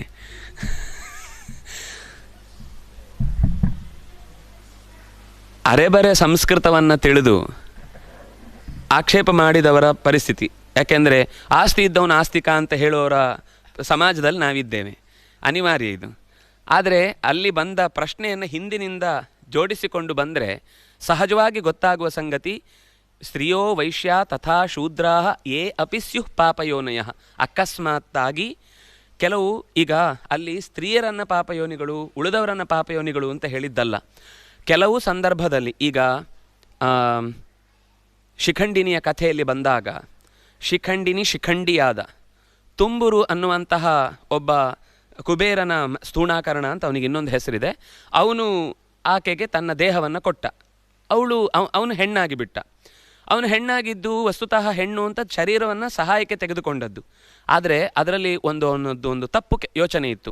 ಹೆಣ್ಣಿನ ದೇಹದಲ್ಲಿ ಸಿಗುವ ಸುಖ ಏನು ಅಂತ ಅನ್ನುವ ನಿರೀಕ್ಷೆ ಅವನಲ್ಲಿದ್ದು ಆ ಶರೀರವನ್ನು ಬದಲಾಯಿಸಿಕೊಂಡ. ಅದಕ್ಕೆ ಕುಬೇರ ಕೋಪದಿಂದ ಆ ಶರೀರ ನಿನಗೆ ಶಾಶ್ವತವಾಗಲಿ ಅಂತ ಶಪಿಸಿದ. ಹೀಗೆ ಶಾಪದಿಂದಾಗಿ, ಪಾಪದಿಂದಾಗಿ, ಅತಿಯಾದ ಕಾಮದಿಂದಾಗಿ, ಯಾವುದಾದ್ರೂ ಒಂದು ಕಾರಣದಿಂದ ಗಂಡಿಗೆ ಹೆಣ್ಣಾಗುವಂತಹ ಸ್ಥಿತಿ ಬಂದು ಅವನು ಹುಟ್ಟಿ ಬಂದಿದ್ದ ಅಂದರೂ ಅವನು ವಸ್ತುತಃ ಒಳ್ಳೆಯ ಮನಸ್ಥಿತಿ ಅವನೇ. ಆದರೆ ಯಾವುದೋ ಒಂದು ಕಾಲದಲ್ಲಾದ ತಪ್ಪು ಕೆಲಸದಿಂದ, ಶಾಪದ ಬಲದಿಂದ, ಪಾಪದ ಬಲದಿಂದ ಹೆಣ್ಣಾಗಿದ್ರೂ, ಅಂದರೆ ಇದು ಸಾಮಾನ್ಯ, ಶಾಪ ಬಂದರೆ ಅವನು ಆಮೇಲೆ ಅಯೋಗ್ಯ, ಅವನು ಉಪಯೋಗಕ್ಕೆ ಇಲ್ಲ ಅಂತ ಸಾಮಾನ್ಯ ಲೋಕದ ಭಾವನೆ. ಕೃಷ್ಣ ಅದನ್ನು ತಪ್ಪಿಸುವ ದೃಷ್ಟಿಯಲ್ಲಿ ಹೇಳಿದ್ದು. ಈಗ ವಿದುರ ಮಾರ್ಕಂಡೇಯನಿಂದ ಶಪ್ತನಾಗಿ ತೊತ್ತಿನ ಮಗನಾಗಿ ಹುಟ್ಟಿದ. ಆದರೆ ಆ ತೊತ್ತಿನ ಮಗನಾಗಿ ಹುಟ್ಟಿದ್ರೂ ಅವನಿಗೆ ಸಿಗಬೇಕಾದ ವೇದವ್ಯಾಸರಿಂದ ಜ್ಞಾನ ಎಲ್ಲವೂ ಸಿಕ್ಕಿತ್ತು.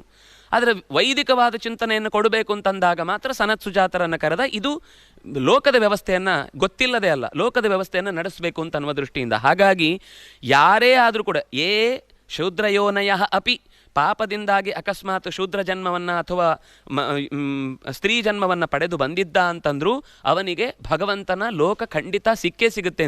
ಅಂದರೆ ಒಂದು ಕಡೆಯಿಂದ ನೀವು ನಮಗೆ ಮೋಕ್ಷ ಇಲ್ಲ ಅಂತ ಬೈತೀರಿ ಅಂತ ಇನ್ನೊಂದು ಕಡೆ ಬೈತಾರೆ, ಸ್ತ್ರೀಯರಿಗೆ ವ್ಯವಸ್ಥೆ ಇಲ್ಲ ಅಂತ. ಇಲ್ಲಿ ಅವರಿಗೂ ವ್ಯವಸ್ಥೆ ಇದೆ ಅಂತ ಹೇಳುವ ಶ್ಲೋಕದಲ್ಲೇ ನಮಗೆ ಆಕ್ಷೇಪ ಬೇರೆ, ಮಧ್ಯದಲ್ಲಿ ಒಂದು ಸಣ್ಣ ಆಕ್ಷೇಪ. ಅಯ್ಯೋ ಇಲ್ಲಿ ನೀವು ಪಾಪಯೋನಿಗಳು ಅಂತ ಹೇಳಿದ್ದೀರಿ ಅಂತ. ಪಾಪಯೋನಿ ಅಂತ ಹೇಳಿದ್ದು ಎಲ್ಲ ಸ್ತ್ರೀಯರಲ್ಲ, ಸ್ತ್ರೀಯರು ಸಹಜವಾಗಿ ಪುಣ್ಯಜೀವಿಗಳೇ. ಅಕಸ್ಮಾತ್ ಶಾಪದಿಂದಲೋ ಪಾಪದಿಂದಲೋ ಅಂತಹ ತಪ್ಪು ಕೆಲಸದಿಂದ ಅತಿಯಾದ ಕಾಮದಿಂದ ಕೆಟ್ಟ ಜನ್ಮ ಬಂದಿದ್ದರೆ ಅವರನ್ನೂ ಕೂಡ ನಾನು ಅಪಿಚೇತ್ ಸುದುರಾಚಾರ ಭಜತೆ ಮಾಂ ಅನನ್ಯ ಭಾಕ್, ಈ ಮಾತನ್ನು ಇನ್ನೊಂದು ರೀತಿಯಲ್ಲ ಬೇರೆ ಕಡೆ ಹೇಳಿದ್ದು.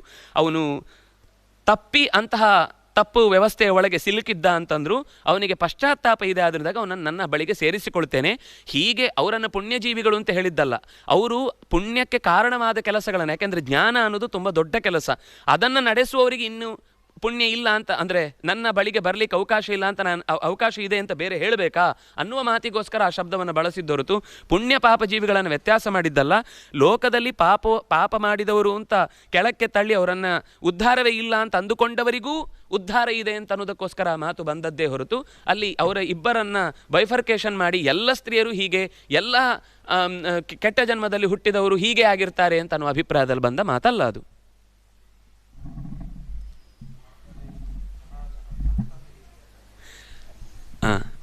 ನಿಖಲೋರ್ ಪ್ರಶ್ನೆ ಕೇಳಿ. ಇವತ್ತು ಸರಿಯಾಗಿ ಕಾರ್ಮಿಕರ ದಿನಾಚರಣೆ ಬಂದಿದೆ, ಹಾಗಾಗಿ ಕೃಷ್ಣ ಕಮ್ಯುನಿಸ್ಟು, ನೀವು ಕೆಲಸ ಮಾಡಿ ನಿರೀಕ್ಷೆ ಮಾಡಬೇಡಿ, ಸಂಬಳದ ನಿರೀಕ್ಷೆ ಮಾಡಬೇಡಿ ಅಂತ ಹೇಳಿಕೊಂಡು ಕೃಷ್ಣ ಹೇಳಿದ್ದಾನೆ. ಕರ್ಮಣ್ಯೇವಾಧಿಕಾರಸ್ತೆ ಮಾ ಫಲೇಶು ಕದಾಚನ, ಫಲದಲ್ಲಿ ನಿಮಗೆ ಯಾವತ್ತಿಗೂ ಕೂಡ ಅಧಿಕಾರವೂ ಇಲ್ಲ, ನೀವು ಕೇಳಲೂಬಾರ್ದು. ಕರ್ಮದಲ್ಲಿ ಮಾತ್ರ ನಾವು ಹೇಳ್ತಾ ಇರ್ತೇವೆ, ನೀವು ಮಾಡ್ತಾನೇ ಇರಬೇಕು, ನೀವು ಕೇಳಲಿಕ್ಕಿಲ್ಲ, ನಾವು ಕೊಡಲಿಕ್ಕಿಲ್ಲ ಅಂತ ಹೇಳುವಂತಹ ರೀತಿಯಲ್ಲಿ ಕೃಷ್ಣ ಹೇಳಿದ್ದಾನೆ. ಬಹಳ ಒಳ್ಳೆಯದು. ಹಾಗಾಗಿ ಇಂಥದ್ದನ್ನೇ ಎಲ್ಲ ನಿಮ್ಮ ಕೃಷ್ಣ ಪ್ರಚೋದನೆ ಮಾಡಿದ್ದು ಹೇಗೆ ಅಂತ, ಅಥವಾ ನಮ್ಮ ಬಹುಶಃ ವಾದ ಕೃಷ್ಣನಿಂದಲೇ ಅಂದರೆ ಆರಂಭಗೊಂಡದ್ದು, ಸನಾತನ ಧರ್ಮದ ಬೇರು ಅದು ಕಮ್ಯುನಿಸ್ಟ್ ಸಿದ್ಧಾಂತ ಬೆಳಿಲಿಕ್ಕೆ ಕಾರಣ ಅಂತ ಅನ್ನಿಸ್ತದೆ ನನಗೆ. ನೀವು ಸಂಬಳ ಕೆಲಸ ಅಂತ ಏನೋ ಹೇಳ್ತಾ ಇದ್ರಿ. ಗೀತೆಯಲ್ಲಿ ಎಲ್ಲೂ ಪಾಪ ಕೆಲಸದ ಬಗ್ಗೆನೂ ಸಂಬಳದ ಬಗ್ಗೆನೂ ಮಾತಾಡಲಿಲ್ಲ.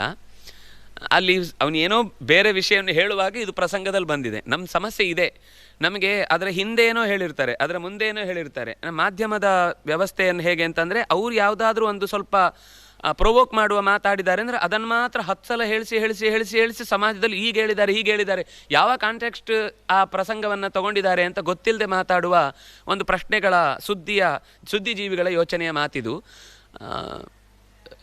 ಕರ್ಮ ಮಾಡು, ಫಲ ಕೇಳಬೇಡ ಅನ್ನುವ ಥರ ಇಲ್ಲಿ ಕಾಣಿಸುತ್ತೆ. ಆದರೆ ಮುಂದೆ ಹೇಳಿದ್ದಾನೆ ಮತ್ತೆ, ಮಾ ಕರ್ಮ ಫಲ ಹೇತುರ್ಭೂಹು ಮಾತೇ ಸಂಗೋ ಅಸ್ತು ಅಕರ್ಮಣಿ. ಇದನ್ನು ಹೇಳಲಿಕ್ಕೆ ಹೊರಟದ್ದೇನು ಅಂತಂದರೆ, ಅರ್ಜುನ ಯಾವಾಗ ಇಡೀ ಕೆಲಸವನ್ನೇ ಬಿಡ್ತೇನೆ ಅಂತ ಹೊರಟು ಸೋತು ಸುಣ್ಣಾಗಿ ಅಥವಾ ಗೆದ್ದು ರಕ್ತಸಿಕ್ತವಾದ ಸಿಂಹಾಸನದಲ್ಲಿ ಕೂಡುವುದಕ್ಕಿಂತ ಏನೂ ಇಲ್ಲದೆ ಬಿಟ್ಟು ಬಿಡುವುದು, ಕರ್ಮವನ್ನು ತಪ್ಪಿಸಿಕೊಂಡ್ರೆ, ಅಂದರೆ ಇದರ ಹಿಂದೆ ಇರುವುದು ಇನ್ನೂ ಒಂದು ಯೋಚನೆ ಏನು ಅಂತಂದರೆ, ಈಗ ಒಂದು ಕರ್ಮ ಇನ್ನೊಂದು ಕರ್ಮಕ್ಕೆ ಅಂಟುತ್ತಾ ಹೋಗುತ್ತೆ. ಹಾಗಾಗಿ ಈ ಕರ್ಮವನ್ನು ಅಂಟಿಸಿಕೊಳ್ಬಾರ್ದು ಅಂದರೆ ಕರ್ಮವೇ ಮಾಡದೇ ಇದ್ದರೆ ಹೇಗೆ ಅನ್ನುವ ಯೋಚನೆ ಬಂದಾಗ ನೀನು ಕರ್ಮ ಮಾಡಲೇಬೇಕು. ಕರ್ಮಣ್ಯೇವ ಅಧಿಕಾರಹತೆ, ನೀನು ಕರ್ಮ ಮಾಡಲೇಬೇಕು. ಯಾಕೆಂದರೆ ಕರ್ಮ ಮಾಡದೇ ಇದ್ದರೆ ಉಣ್ಲಿಕ್ಕೆ ನಮಗೆ ರೈಟ್ಸೇ ಇಲ್ಲ. ನಾವೆಲ್ಲರೂ ಇವತ್ತು ಹ್ಯೂಮನ್ ರೈಟ್ಸ್ ಕಮಿಷನ್ ಬಗ್ಗೆ ಮಾತಾಡ್ತೇವೆ, ಆದರೆ ಹ್ಯೂಮನ್ ಡ್ಯೂಟಿ ಕಮಿಷನ್ ಬಗ್ಗೆ ಮಾತ್ರ ಇಲ್ಲ. ಕೃಷ್ಣ ಹೇಳಿದ್ದು ಆ ಅರ್ಥದಲ್ಲಿ, ನಿನ್ನ ಕರ್ತವ್ಯ ನೀನು ಮಾಡು, ಫಲ ಕೇಳಬೇಡ ಅಂತ ಅರ್ಥ ಅಲ್ಲ, ಫಲ ತಾನಾಗಿ ನಿನ್ನನ್ನು ಹುಡ್ಕೊಂಡು ಬರುತ್ತೆ. ಸಂಬಳ ಕೇಳಬೇಡ ಅಂತ ಹೇಳೋ ಪ್ರಸಂಗಲ್ಲಿ ಬರಲೇ ಇಲ್ಲ. ಅದರಿಂದಾಗಿ ನೀನು ಯಾವತ್ತೂ ಕರ್ಮ ಫಲದ ಹಿಂದೆ ಓಡಬೇಡ. ಯಾಕೆಂದರೆ ಇದು ಲೋಕದ ದೃಷ್ಟಿಯಿಂದ ಪರೀಕ್ಷೆಯನ್ನು ಬರೀತೇನೆ ನಾನು, ಬರೆದ ಮೇಲೆ ನನ್ನ ಪ್ರಯತ್ನ ನಾನು ಚೆನ್ನಾಗಿ ಮಾಡಿದ್ದೇನೆ ಅಂತ ಒಬ್ಬ ಹುಡುಗ ಇರ್ತಾನೆ, ನಾನು ಓದಿದ್ದನ್ನೆಲ್ಲ ಚೆನ್ನಾಗಿ ಬರೆದಿದ್ದೇನೆ ಅಂತ. ಇನ್ನೊಬ್ಬ ಅವನಿಗೆ ನಿರೀಕ್ಷೆ 99 ಬರಬೇಕು ಅಂತ, ಅವನ ಪರೀಕ್ಷೆಯಲ್ಲಿ ಏನೇನು ಬರೆದಿದ್ದಾನೆ ಮರ್ತೋಗ್ಬಿಟ್ಟಿದೆ. ಅಪ್ಪ ಹೇಳಿಬಿಟ್ಟಿದ್ದಾರೆ 99 ತೆಗಿಬೇಕು, ಇಲ್ಲಾಂದರೆ ನಿಮಗೆ ಕಾರ್ ಕೊಡಿಸಲ್ಲ ಅಥವಾ ಸೈಕಲ್ ಕೊಡಿಸಲ್ಲ ಅಂತ. ಅವನಿಗೆ 99 ಬರಲಿಲ್ಲ, 92 ಬಂತು.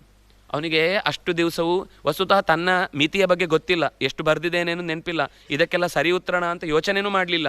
ಆದರೆ ನಾನು ಎಲ್ಲ ಬರೆದದ್ದು ಸರಿ ಅಂತ ಅವನೇ ಊಹಿಸಿ ಇದಕ್ಕೆ 99 ಬರುತ್ತೆ ಅಂತ ಯೋಚನೆ ಮಾಡಿ ಕಾಯ್ತಾ ಇದ್ದ. ರಿಸಲ್ಟ್ ಅವನು ಅಂದುಕೊಂಡದ್ದಾಗಲಿಲ್ಲ. ಆ ಮಗುವಿಗೆ ತಂದೆ ಕೊಡಬೇಕು ಅಂತ ಅಂದುಕೊಂಡ ಗಿಫ್ಟ್ ಕೊಡಲಿಲ್ಲ ಅಂತ ಆದಾಗ ಅದನ್ನೇ ನಿರೀಕ್ಷೆ ಮಾಡಿಕೊಂಡಿದ್ದವನಿಗೆ ಒಂದೇ ಸರ್ತಿ ದೊಡ್ಡ ಆಘಾತ, ಸಿಡಿಲಿನ ಆಘಾತ ಥರಾಗಿ ಅಂದ್ಕೊಂಡು ಹೋಗಿ 4ನೇ ಫ್ಲೋರನ್ನು ಹತ್ತುತ್ತಾನೆ. ಆಯಿತು ಅಂತ ಉಳಿದವರು ಅವರು ಕೆಳಗೆ ಇಳಿದು ನೋಡಬೇಕಾದಂತಹ ಒಂದು ಆತ್ಮಹತ್ಯೆಯ ಪ್ರಸಂಗ ಕಾಣುತ್ತೆ. ಇನ್ನೊಬ್ಬ ನಾನು ಬರೆದಿದ್ದೇನೆ, ಅದಕ್ಕೆ ಖಂಡಿತ ಎಷ್ಟು ಬರಬೇಕೋ ಅಷ್ಟು ಬಂದೇ ಬರುತ್ತೆ ಅಂತ ಯಾರು ನಿಶ್ಚಿಂತನಾಗಿದ್ನೋ ಅವನಿಗೆ ಪರೀಕ್ಷೆ ಬರೆದ ಕರ್ಮವನ್ನು ಮಾಡಿದ ಮೇಲೆ ಮಾರ್ಕ್ ಕೇಳಬೇಡ ಅಂತ ಹೇಳಿಲ್ಲ. ಅವನಿಗೆ ಬರುವ ಮಾರ್ಕು ಬಂದೇ ಬಂತು. ಅವನು ಯೋಚನೆ ಮಾಡ್ತಾನೆ, ನಾನು ಇಷ್ಟು ಬರೆದಿದ್ದಕ್ಕೆ ನಾನು 92 ಬರುತ್ತೆ ಅಂದ್ಕೊಂಡಿದ್ದೆ, 95 ಬಂದಿದೆ. ಅವನಿಗೆ ಇನ್ನೂ ಖುಷಿನೇ ಜಾಸ್ತಿ ಆಯಿತು. ಯಾವಾಗ ಕರ್ಮದ ಫಲದ ಹಿಂದೆಯೇ ಬಿದ್ದು ಕೆಲಸ ಮಾಡ್ತೇವೋ ಆವಾಗ ನಿರೀಕ್ಷೆಗಳು ಜಾಸ್ತಿ ಆಗೋದ್ರಿಂದ ನಿರಾಸೆಗಳೇ ಜಾಸ್ತಿ ಆಗ್ತಾ ಹೋಗುತ್ತೆ. ಅದು ನಡೀಲಿಲ್ಲ ಅಂದರೆ, ನಡೆದ್ರೆ ಸರಿ, ನಡೆದಂತೆ ಆಯಿತು ಅಂತ. ಆದರೆ ಇದು ಜೀವನದಲ್ಲಿ ನಮಗೆ ಎಷ್ಟು ಲಾಭ ಕೊಡುತ್ತೆ ಅಂದರೆ, ಯಾವತ್ತೂ ಕೂಡ ನಮ್ಮ ನೆಮ್ಮದಿ ಹಾಳಾಗಲ್ಲ. ಆ ಅಭಿಪ್ರಾಯವನ್ನು ಕರ್ಮ ಮಾಡು ಅಂತಂದರೆ ನಿನ್ನ ಕರ್ತವ್ಯ ಮಾಡು ಅಂತ ಹೇಳಿದ್ದು ಹೊರತು, ಅಂಗಡಿಯಲ್ಲಿ ಕೆಲಸ ಮಾಡು ಅಥವಾ ಇನ್ನೆಲ್ಲೋ ಕೆಲಸ ಮಾಡು, ಜೀತಕ್ಕಿರು, ಆಮೇಲೆ ಅವ್ನು ಸಂಬಳ ಕೇಳಿದರೆ ಕೊಡಲಿಲ್ಲ ಅಂತಂದರೆ ಅದು ಕೃಷ್ಣ ಹೇಳಿದ್ದು ಅನ್ನೋ ಮಾತಿಗೆ ಅನುಸಾರವಾಗಿ ಹೇಳಿದ ಮಾತಲ್ಲ ಅದು. ಬದುಕಿನಲ್ಲಿ ನಾವು ಕರ್ಮ ಅಂದರೆ ಕೇವಲ ಕೆಲಸ ಅಲ್ಲ. ಕರ್ಮ ಅಂದರೆ ನಾವು ನಡೆಯುವ ಪ್ರತಿಯೊಂದು ಬದುಕಿನ ವೃತ್ತಿಯೂ ಕೂಡ ಕರ್ಮ ಆಗುತ್ತೆ. ನಾನು ಆಲೋಚಿಸ್ತಾ ಇದ್ದೇನೆ ಅಂತಂದರು, ನಾನು ಯಾರಿಗೋ ಒಬ್ಬನಿಗೆ ಸಹಾಯ ಮಾಡ್ತಾ ಇದ್ದೇನೆ ಅಂತಂದರು, ಅವನಿಂದಾಗಿ ಪ್ರತಿ ಸಹಾಯ ನಿರೀಕ್ಷೆ ಮಾಡಿ ಕೆಲಸ ಮಾಡಬೇಡ. ಅವನಿಗೆ ಸಹಾಯ ಮಾಡ್ತಾ ಇದ್ದೇನೆ, ಫೋಟೋ ತೆಗೆದು 100 ಜನಕ್ಕೆ ಹಂಚಿ ನಾನಿಷ್ಟು ಸಹಾಯ ಮಾಡಿ, ಅವನಿಗೆ ಊಟಕ್ಕಿರಲಿಲ್ಲ ಅಂತ ನಿಮ್ಮ ಹತ್ರ ಬಂದದ್ದಲ್ಲ. ಅವನು ಎಕರೆಗಟ್ಟಲೆ ದೊಡ್ಡ ಜಮೀನಿನ ಸರದಾರ ಇರ್ತಾನೆ. ಈಗ ಅವನ ಪರಿಸ್ಥಿತಿ ಯಾವುದೋ ಒಂದು ಪ್ರಕೃತಿಯ ಅನಾವೃಷ್ಟಿಯಿಂದಲೋ ಅತಿವೃಷ್ಟಿಯಿಂದಲೋ ಎಲ್ಲ ಕಳ್ಕೊಂಡು ಬೀದಿಗೆ ಬಿದ್ದಿದ್ದಾನೆ. ಗದ್ದೆಯಲ್ಲಿ ಎಲ್ಲ ಬೆಳೆಗಳು ಕೊಚ್ಕೊಂಡು ಹೋಗಿದೆ. ಅಂಥ ಸಂದರ್ಭದಲ್ಲಿ ಒಬ್ಬ ಕೃಷಿಕನಿಗೆ ನಾನು ದಾನ ಮಾಡ್ತೇನೆ ಅಂತ ಹೋಗಿ ಕೊಡುವ ನೆಪದಲ್ಲಿ ನಮಗೆ ಏನೋ ಫಲ ಬೇಕು, ನಮಗೆ 4 ಸಂಸ್ಥೆಗಳಿಗೆ ಹೆಸರು ಬೇಕು ಅಂತ ಅನ್ನೋ ಅಷ್ಟೇ ಕಾರಣಕ್ಕೆ ಅವನ ಸ್ವಾಭಿಮಾನವನ್ನು ನೀವು ಕಡಿಯುವ ಕೆಲಸ ಮಾಡಬೇಡಿ. ಅವನಿಗೆ ಬೇಸರ ಆಗುತ್ತೆ, ತಗೊಳ್ಳಲ್ಲ. ಅವನು ನಿಜವಾದ ಸ್ವಾಭಿಮಾನ ಇದ್ದವನು ಬೇಡ ನಮಗೆ ಪರವಾಗಿಲ್ಲ ಅಂತ ಅವನು ಹಿಂದೆ ಸೇರ್ತಾನೆ. ಆ ಕಾರಣ ನಾವು ಫಲವನ್ನು ನಿರೀಕ್ಷಿಸಿ ಅವನಿಗೆ ದಾನ ಮಾಡ್ತಾ ಇರೋದು. ನಮಗೆ ಫಲ ಬೇಡ, ಪ್ರಸಿದ್ಧಿಯೇ ಫಲ. ಕೆಲವರಿಗೆ ಇಲ್ಲಿ ದುಡ್ಡಲ್ಲ, ಸಂಬಳ ಅಲ್ಲ, ಇನ್ನೇನೂ ಅಲ್ಲ, ಒಬ್ಬನಿಗೆ ಪ್ರಸಿದ್ಧಿಯೇ ಫಲ. ಆದರೆ ಅದು ಇನ್ನೊಬ್ಬನ ಮನಸ್ಸನ್ನು ನೋಯಿಸಿ ಮಾಡುವ ಫಲ. ನೀನು ಕೆಲಸ ಮಾಡಬೇಕಾ, ನಿಜವಾಗಿ ಸಹಾಯ ಮಾಡಬೇಕಾ, ಪ್ರೀತಿಯಿಂದ ಮಾಡು. ಹೊರತು ನಿನಗೆ ಯಾವುದೋ ಲಾಭ ಇದೆ, ನಾಳೆ ಇದು ಫೇಸ್ಬುಕ್ಕಲ್ಲಿ ಎಷ್ಟು ಜನ ಲೈಕ್ ಮಾಡ್ತಾರೆ, ನಾನು ಹಾಕಿದ ಕಾರ್ಯಕ್ರಮವನ್ನು ಎಷ್ಟು ಜನ ನೋಡಿ ಇದನ್ನು ಮೆಚ್ಚಿ ನನಗೆ ನಾಳೆಯಿಂದ ಇಂಥ ಒಬ್ಬ ಒಳ್ಳೆ ಕೆಲಸ ಮಾಡಿದವನು ಅಂತ ಹೊಗಳ್ತಾರೆ ಅನ್ನುವ ಇಷ್ಟೇ ಪ್ರೇರಣಾದಾಯಕವಾದ ಯಾವುದಾದ್ರೂ ಒಂದು ಚಿತ್ರವನ್ನು ಹಾಕಿ 4 ಜನಕ್ಕೆ ಪ್ರೇರಣೆ ಆಗೋದಾದರೆ ತಪ್ಪಿಲ್ಲ. ಯಾವುದೋ ಸಂಸ್ಥೆಯಲ್ಲೇ ನಾವು ವ್ಯವಹಾರ ನಡೆಸ್ತಾ ಇದ್ದೇವೆ, ತಪ್ಪಿಲ್ಲ. ಆದರೆ ಒಬ್ಬ ವ್ಯಕ್ತಿಯನ್ನು ನೀವು ತಗೊಳ್ಳುವವರು ಕೆಳಗೆ, ನಾವು ಕೊಡುವವರು ಮೇಲೆ ಅನ್ನುವ ಭಾವದಿಂದ ಆ ಕೆಲಸ ಮಾಡಬೇಡಿ ಅನ್ನೋದನ್ನು ಹೇಳುವ ಅರ್ಥದಲ್ಲಿ ಕೃಷ್ಣ ಕರ್ಮ ಮಾಡಷ್ಟೇ ಹೊರತು ಅದರ ಫಲ ಅವನು ನಿನಗೆ ವಾಪಸ್ ಕೃತಜ್ಞತೆ ಹೇಳಬೇಕು. ಇದನ್ನು ರಾಮಾಯಣ ಬಹಳ ಚೆನ್ನಾಗಿ ಒಂದು ಸಣ್ಣ ಪ್ರಸಂಗದಲ್ಲಿ ಹೇಳುತ್ತೆ. ಹನುಮಂತ ಎಲ್ಲ ಸೀತೆಯ ಬಗ್ಗೆ ತಿಳ್ಕೊಂಡು, ಲಂಕೆಯ ಬಗ್ಗೆ ತಿಳ್ಕೊಂಡು ಮರಳಿ ಬಂದು ಚೂಡಾಮಣಿಯನ್ನು ರಾಮನ ಕೈಗೆ ಕೊಟ್ಟಾಗ ರಾಮ ಹೇಳುವ ಮಾತು, ನೀನು ಮಾಡಿದ ಉಪಕಾರ ನನ್ನಲ್ಲೇ ಉಪಶಮಗೊಳ್ಳಲಿ ಅಂತ. ಅಂದರೆ ನಾನು ನಿನಗೆ ಸಹಾಯ ಮಾಡುವ ಪರಿಸ್ಥಿತಿ ಬಾರದೇ ಇರಲಿ ಅಂತ. ನಾವು ಅಕಸ್ಮಾತ್ ಕರ್ಮ ಮಾಡಿ ಅದಕ್ಕೆ ಫಲ ಬೇಕು ಅಂತ ನಿರೀಕ್ಷಿಸಿದ್ರೆ ಏನರ್ಥ? ಒಬ್ಬರ ಮನೆಗೆ ಬೆಂಕಿ ಬೀಳುತ್ತೆ, ಹೋಗಿ ಚೆನ್ನಾಗಿ ನೀರು ಹಾಕಿ, ಗೋಣಿ ಹಾಕಿ, ಮರಳು ಹಾಕಿ ನಿಲ್ಲಿಸಿ ಆಯಿತು. ಆಮೇಲೆ ಹೋಗುವಾಗ ಅವನು, ನಾನು ಇಷ್ಟು ಸಹಾಯ ಮಾಡಿದರೂ ನೀವೇನು ನನಗೆ ಹೆಲ್ಪ್ ಮಾಡಿದಿರಿ ಅಂತ ಹೇಳಲೇ ಇಲ್ಲ. ಆಯ್ತಪ್ಪ, ನಿಮ್ಮ ಮನೆಗೂ ಹೀಗೆ ಬೆಂಕಿ ಬೀಳಲಿ, ಆಗ ನಾನು ಬಂದು ಮತ್ತಿದೇ ಗೋಣಿ ಹಾಕಿ ನೀರು ಹಾಕಿ ರಕ್ಷಣೆ ಮಾಡ್ತೇನೆ ಅಂತ ಹೇಳಿದಾಗುತ್ತಾ? ಅದು ನಾವು ಬಯಸಿದರೆ ಅದೇ ಅರ್ಥ ಆಗುತ್ತೆ. ನಾವು ಆ ಕರ್ಮಕ್ಕೆ ಪ್ರತಿಯಾಗಿ ಬಯಸುವುದು ಅಂದರೆ, ನನಗೂ ನೀನು ಹೀಗೆ ಉಪಕಾರ ಮಾಡಬೇಕು ಅಂದ್ರೆ ನನಗೆ ಆ ಅಪಾಯ ಬರಲಿ ಅಂತ ನಾನೇ ಕೇಳಿ ಬಯಸಿದ ಹಾಗೆ. ಮನಸ್ಸೇನನ್ನು ಬಯಸುತ್ತೋ ಅದು ತಕ್ಷಣ ನಮಗೆ ಇನ್ನೊಂದು ರೀತಿಯಿಂದ ಒಂದು ಕರ್ಮದ ಕೊಂಡಿಯಾಗಿ ಅಂಟಿಕೊಳ್ಳುತ್ತೆ ಅನ್ನುವ ಅರ್ಥದಲ್ಲಿ ಬಯಸದೆ ಮಾಡು. ಕರ್ಮದ ಫಲದ ಉದ್ದೇಶದಿಂದ ಮಾಡಬೇಡ, ಕರ್ಮ ಮಾಡು. ನಿನ್ನ ಕರ್ಮಕ್ಕೆ ಫಲ ತಾನಾಗಿ ಸಿಕ್ಕೇ ಸಿಗುತ್ತೆ, ಅದು ಎಲ್ಲೂ ಹೋಗಲ್ಲ ಅಂತ ಒಂದು ದೂರದೃಷ್ಟಿಯಿಂದ ಹೇಳಿದರೆ, ಅದನ್ನು ಒಂದಿಷ್ಟೇ ಸಣ್ಣ ವಿಷಯಕ್ಕೆ ಜೋಡಿಸಿ ನಾವು ಮಾತಾಡಿದರೆ ಹಿಂದೆ ಮುಂದಿನ ವಿಷಯ ಓದಿಲ್ಲ ಅಂತ ಒಂದು ಅರ್ಥ, ಕೃಷ್ಣನ ಮಾತನ್ನು ಅರ್ಥ ಮಾಡಿಸಿಕೊಳ್ಳುವಷ್ಟು ದೊಡ್ಡವ್ರು ನಾವಾಗಿಲ್ಲ ಅಂತ ಅರ್ಥ ಆಗುತ್ತಷ್ಟೇ.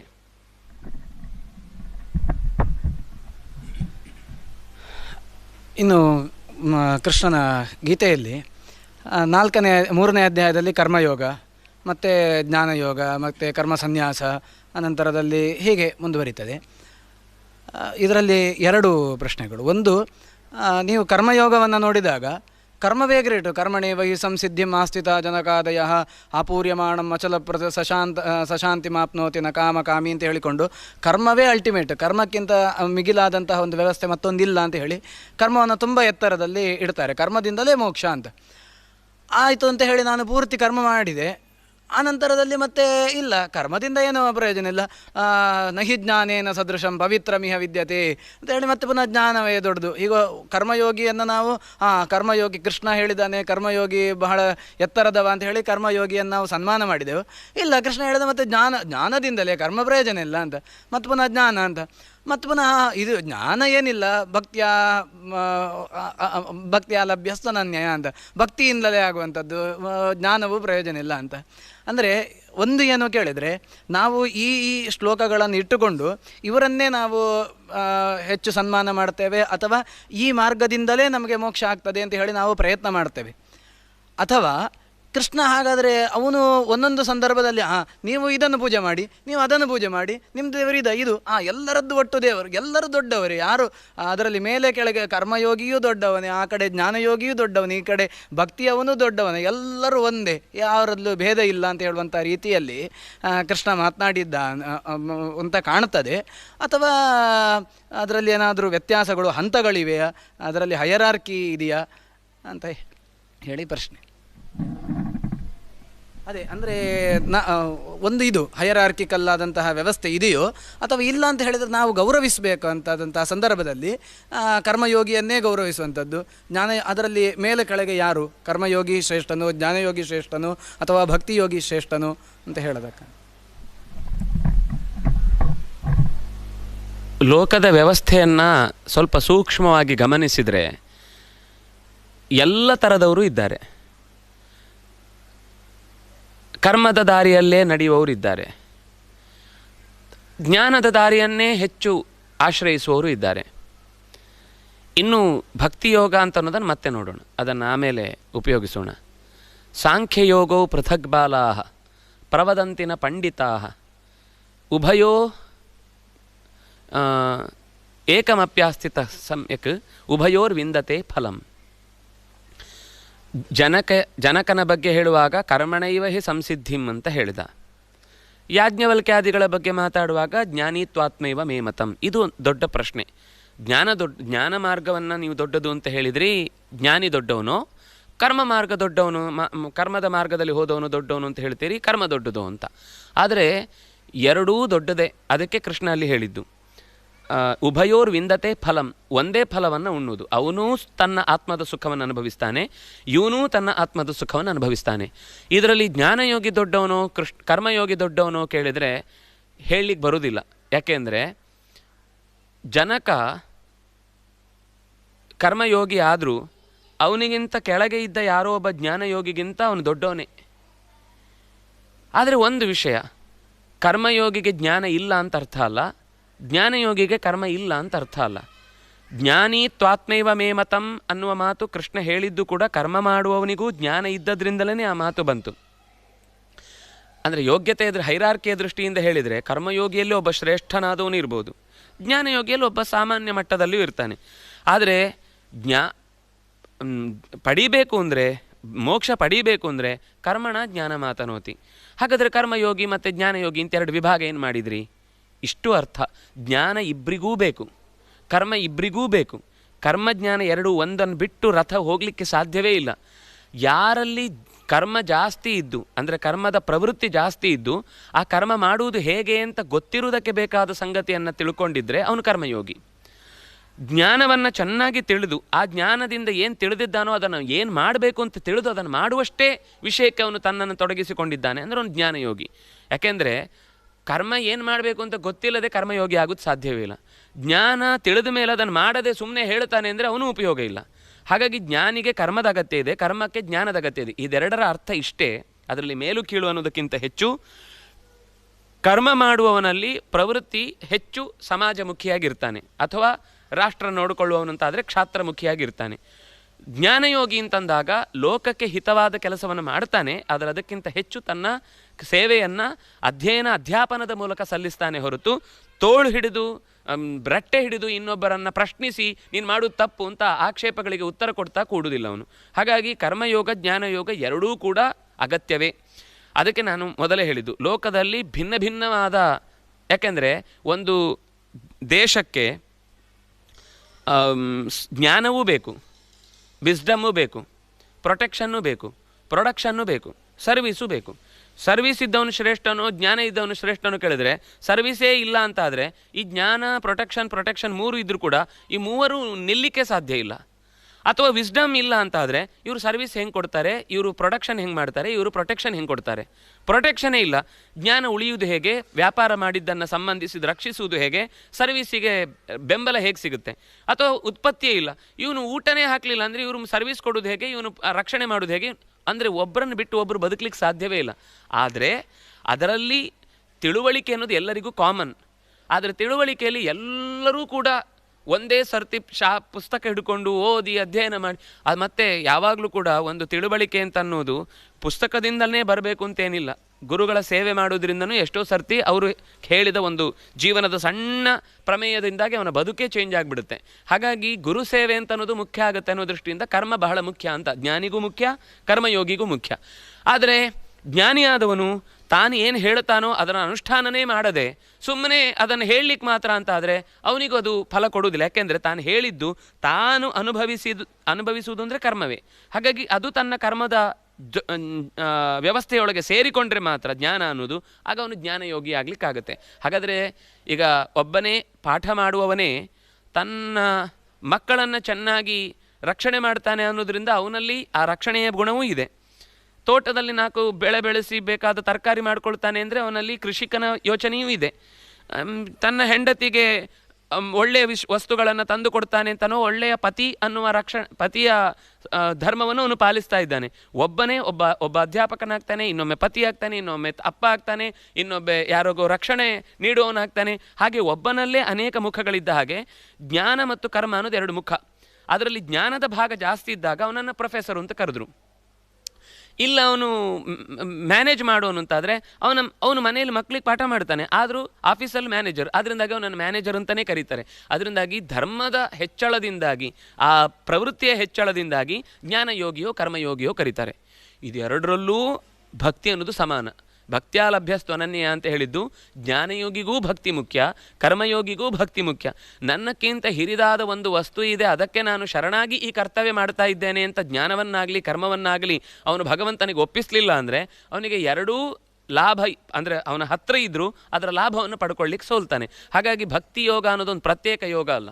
ಈ ಜ್ಞಾನ ಮತ್ತು ಕರ್ಮದ ಜೊತೆಗೇ ಭಗವಂತನಲ್ಲಿ ಹೆಚ್ಚು ಹೆಚ್ಚು ಸಮರ್ಪಿತವಾದ ಬುದ್ಧಿ ಇಟ್ಕೊಂಡು ಅವನು ಕರ್ಮ ಮಾಡಲಿಕ್ಕೆ ಶುರು ಮಾಡಿದಾಗ ಅವನ ಬದುಕು ಸಾರ್ಥಕವಾಗುತ್ತೆ ಅಂತ ಹೇಳಲಿಕ್ಕೋಸ್ಕರ ಹೇಳಿದ ಮಾತು.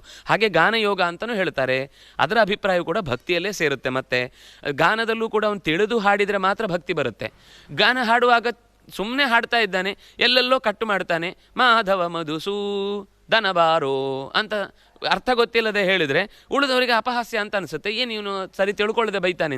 ಆದರೆ ತಿಳಿದವನು ಮಧುಸೂದನ ಬಾರೋ ಅಂತ ಒಟ್ಟಿಗೆ ಆ ಶಬ್ದವನ್ನು ಜೋಡಿಸಿ ತನ್ನ ಹಾಡನ್ನು ಹೇಳಲಿಕ್ಕೆ ಹೇಗೆ ಒಬ್ಬರಲ್ಲಿ ಒಳ್ಳೆಯ ಭಾವನೆಯನ್ನು ಮೂಡಿಸ್ಬೋದು, ಹಾಗೆಯೇ ಎಲ್ಲದರಲ್ಲೂ ಕೂಡ ಎಲ್ಲವೂ ಒಟ್ಟು 2 ಮುಖ್ಯವಾದ ದಾರಿ, ಜ್ಞಾನ ಪ್ರಧಾನ ಕರ್ಮ ಪ್ರಧಾನ ಅನ್ನುವ ಅರ್ಥದಲ್ಲಿ ಬಂದಿದೆ ಅಷ್ಟೇ. ಯಾಕೆಂದರೆ ಅಲ್ಲೇ ಅವಬೋಧನೆ ಅನಚೇಷ್ಟಾಯಂ, ಕರ್ಮ ಅನ್ನುವಲ್ಲಿ ಕೃಣ್ಯಕರಣೆ ಮಾಂಗ್ ಮಾನೆ, ಎರಡೂ ಕಡೆಯಲ್ಲಿ ಕೃಣ್ಯ ಮೊದಲಿದೆ, ಅದು ಕರ್ಮ ಜಾಸ್ತಿ ಆಯಿತು, ಮಾಂಗ್ ಆಮೇಲಿದೆ, ಅದರಿಂದ ಜ್ಞಾನ ಕಮ್ಮಿ ಆಯಿತು. ಜ್ಞಾನದಲ್ಲಿ ಅವಬೋಧನೆ ಜಾಸ್ತಿ ಇತ್ತು, ಅನಚೇಷ್ಟಾಯಂ ಚೇಷ್ಟೆ ಕರ್ಮ ಆಮೇಲಿದೆ, ಅಂದಾಗಿ ಜ್ಞಾನ ಪ್ರಧಾನ ಜ್ಞಾನಯೋಗ, ಕರ್ಮ ಪ್ರಧಾನ ಕರ್ಮಯೋಗ ಆಯ್ತು ಅಷ್ಟೇ.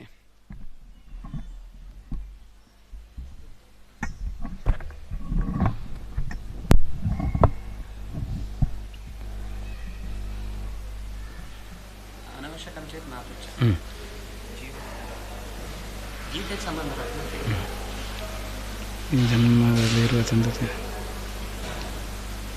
ಒಂದು ಗೀತೆಗೆ ಸಂಬಂಧಪಟ್ಟದ್ನ ಇದ್ದಿ ಗೊತ್ತರೆ ಅವಂಜಿ ಬೊಟ್ಟ ಕೇಳೋಳೆ ಅಂತ. ಇದು ನೇರವಾಗಿ ಭಗವದ್ಗೀತೆಗೆ ಸಂಬಂಧಪಟ್ಟದ್ದಲ್ಲ ಅಂತ ಒಂದು ಪ್ರಶ್ನೆ. ಈ ಜನ್ಮದಲ್ಲಿ ಇರುವ ತಂದೆ ತಾಯಿ ನಮಗೆ ಮುಂದಿನ ಜನ್ಮದಲ್ಲೂ ಸಿಗಲಿಕ್ಕೆ ಏನಾದರೂ ಶಾಸ್ತ್ರದಲ್ಲಿ ಹೇಳಿದ್ದಾರಾ?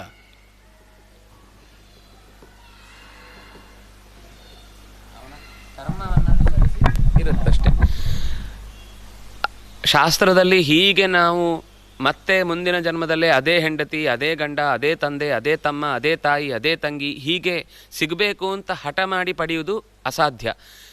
ಆದರೆ ಕೆಲವೊಂದು ಬಾರಿ ಕರ್ಮದ ಸಂಬಂಧ ಋಣ ಇದ್ದರೆ ಋಣಾನುಬಂಧ ರೂಪೇಣ ಪಶುಪತ್ನಿ ಸುತಾಲಯ ಅನ್ನುವ ಮಾತಿರುವುದರಿಂದಾಗಿ ಋಣಾನುಬಂಧದಿಂದಾಗಿ ತಂದೆ ತಾಯಿಗಳು ಮತ್ತೊಮ್ಮೆ ಅವರೇ ನಮಗೆ ಸಿಗಬಹುದು ಬಯಸಿ ಅಂಥ ಒಳ್ಳೆ ತಂದೆ ತಾಯಿಗಳನ್ನು ಅಪೇಕ್ಷೆಯಿಂದ ಪ್ರಾರ್ಥನೆ ಮಾಡ್ಬೋದು. ಆದರೆ ಅದು ನಡೆಯುತ್ತೆ ಅಂತ ಅನ್ನೋದು ಅವನಿಗೆ ಆ ಕರ್ಮದ ಯೋಗ ಇದ್ದರೆ ಮಾತ್ರ, ಆ ಸಂಬಂಧದ ಯೋಗ ಇದ್ದರೆ ಮಾತ್ರ ಇನ್ನೊಮ್ಮೆ ಸಿಗುತ್ತೆ. ಆದರೆ ಅದನ್ನು ಪಡ್ಕೊಳ್ಳಿಕ್ಕೆ ಏನಾದರೂ ದಾರಿ ಇದೆಯಾ ಅಂತ ಕೇಳಿದ್ರೆ ಶಾಸ್ತ್ರ ಹಾಗೆ ಯಾವತ್ತೂ ಕೂಡ ಯಾವುದನ್ನು ಹೇಳಿಲ್ಲ. ಅಂದರೆ ತಪಸ್ಸು ಮಾಡಿ ಭಗವಂತನನ್ನು ಮಗನಾಗಿ ಪಡೆಯುವಂತಹ ಪ್ರಾರ್ಥನೆ ಅದು ಒಳ್ಳೆಯ ಉದ್ದೇಶದಿಂದ ಇತ್ತು ಹೊರತು ಕೇವಲ ಭಗವಂತನನ್ನು ನಾನು ಮಗನಾಗಿ ಪಡೆದೆ ಅದರಿಂದಾಗಿ ನನ್ನ ಹೆಸರು ಕೀರ್ತಿ ಜಾಸ್ತಿ ಆಯಿತು ಅನ್ನೋ ಅಭಿಪ್ರಾಯದಲ್ಲಿ ಇಲ್ಲಿಲ್ಲ. ಮತ್ತು ಅದು ಭಗವಂತನ ಸೇವೆ ಮಾಡಲಿಕ್ಕೆ ಅನುಕೂಲ ಆಗುತ್ತೆ ಅನ್ನೋ ಅರ್ಥದಲ್ಲಿ ಕೇಳಿದ್ದಾದ್ರಿಂದಾಗಿ ಅದೆಲ್ಲ ಫಲಿಸುತ್ತೆ. ಇನ್ನು ತೀವ್ರವಾದ ಪ್ರಾರ್ಥನೆ ನಮ್ಮಲ್ಲಿದ್ದು ಅದು ಸಕಾರಣವಾಗಿದ್ದರೆ ಒದಗ್ಬೋದು. ಆದರೆ ಆಗಿಯೇ ಆಗುತ್ತೆ ಅಂತ ನಾವು ಈಗ ಇರುವ ವ್ಯವಸ್ಥೆಯನ್ನು ನೋಡಿ ಹೇಳುವುದು ಕಷ್ಟ.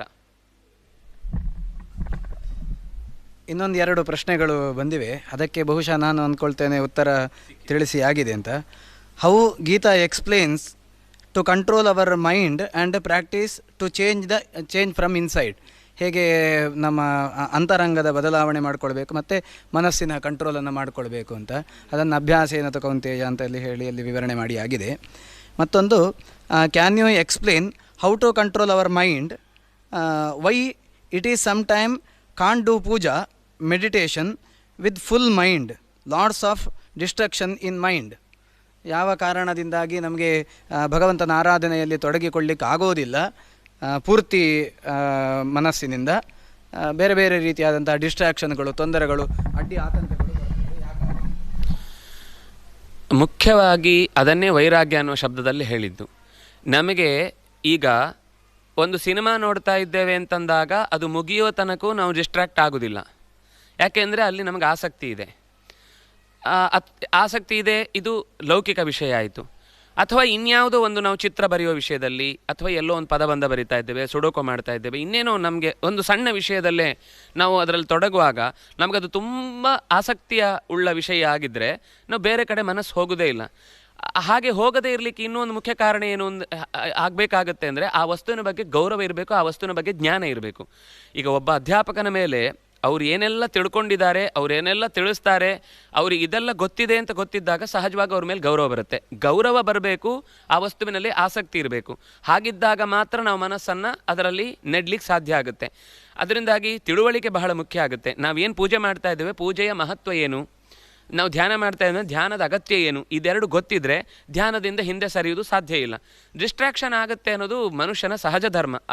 ಅದಕ್ಕೆ ಅಭ್ಯಾಸ ಮಾಡಬೇಕು ಅಂತ ಹೇಳಿದ್ರು. ಅಭ್ಯಾಸ ಅಂದರೆ ಒಂದು ಸರ್ತಿ ಅಲ್ಲ, ಮರಳಿ ಮರಳಿ ಯತ್ನವ ಮಾಡು ಅಂತ. ನಿರಂತರ ಪ್ರಯತ್ನ ಅನ್ನೋದು ಆಗ್ತಾನೇ ಇರಬೇಕು. ಆ ಪ್ರಯತ್ನದಲ್ಲಿ ನಾವು ಸೋಲ್ತೇವೆ ಬಹಳ ಬಾರಿ. ಯಾಕೆಂದರೆ ಪಾಂಡವರು ಕೌರವರು ಇಬ್ಬರೂ ಈಗಲೂ ನಮ್ಮೊಟ್ಟಿಗೇ ಇದ್ದಾರೆ. ಪಾಂಡವರು 100 ಜನನೇ ಇರೋದು. ಬೇಡವಾದದ್ದನ್ನು ಮಾಡಲಿಕ್ಕೆ 100 ಜನ ಹೇಳುವವರೇ ಇರ್ತಾರೆ ನಮ್ಮ ಮನಸ್ಸೊಳಗೆ. ಕೌರವರು ನಮ್ಮೊಳಗೆ 100 ಜನ ಸೇರಿಕೊಂಡು ಬೇಡವಾದನ್ನು ಹೇಳಲಿಕ್ಕೆ ಇರ್ತಾರೆ. ಪಾಂಡವರು 5 ಜನ ಸರಿ ಇದು ಮಾಡಬೇಕಿತ್ತು, ಹಾಗೆ ಮಾಡೋಣ ಹೀಗೆ ಮಾಡೋಣ ಅಂತ 5 ಒಳ್ಳೆ ಐಡಿಯಾ ಕೊಡಲಿಕ್ಕಿರುವಂಥ ಯೋಚನೆಗಳು ನಮ್ಮದೇ ಮನಸ್ಸಿನ ಪಾಲುಗಳು. ನಮ್ಮಲ್ಲಿ ಯಾವಾಗಲೂ ಕೌರವರು ಗೆಲ್ತಾರೆ. ಯಾಕೆಂದರೆ ನಾವು ಪಾಂಡವರು ಅಂತಂದರೆ ನಮ್ಮ ಒಳ್ಳೆಯ ಆಲೋಚನೆ ಕೈಗೆ ನಾವು ಕೃಷ್ಣನನ್ನು ಒಪ್ಪಿಸಿಲ್ಲ. ಆ ಕೃಷ್ಣನನ್ನು ಒಪ್ಪಿಸಿ ಶರಣಾಗಿ ನಾವು ಆ ಕೆಲಸ ಮಾಡಲಿಕ್ಕೆ ಶುರು ಮಾಡಿದರೆ 2 ದಿವಸ ಸೋತ ಹಾಗೆ ಅನ್ನಿಸ್ಬೋದು. 12 ವರ್ಷ ವನವಾಸ ಇರ್ಬೋದು, 1 ವರ್ಷ ಅಜ್ಞಾತವಾಸ ಇರ್ಬೋದು. ಆದರೂ ಕೊನೆಗೆ ಮುಂದೆ ಯುದ್ಧದ ಪ್ರಕ್ರಿಯೆಯಲ್ಲಿ ಗೆಲುವು ಖಂಡಿತ ಆಗುತ್ತೆ. ನಮಗೆ ಇನ್ಸ್ಟಂಟ್ ಫುಡ್ಡು ತಿಂದು ಅಭ್ಯಾಸ, ಇವತ್ತು ಹೀಗೆ ಮಾಡಿದರೆ ನಾಳೆ ಹೀಗಾಗಬೇಕು ಅನ್ನುವ ಆಲೋಚನೆಯಿಂದ ನಾವು ಈ ಪ್ರಶ್ನೆಗಳನ್ನು ತಾಳ್ಮೆಯಿಂದ ಕಾಯಲಿಕ್ಕೆ ನಮ್ಮ ಹತ್ರ ಸಾಧ್ಯ ಇಲ್ಲ.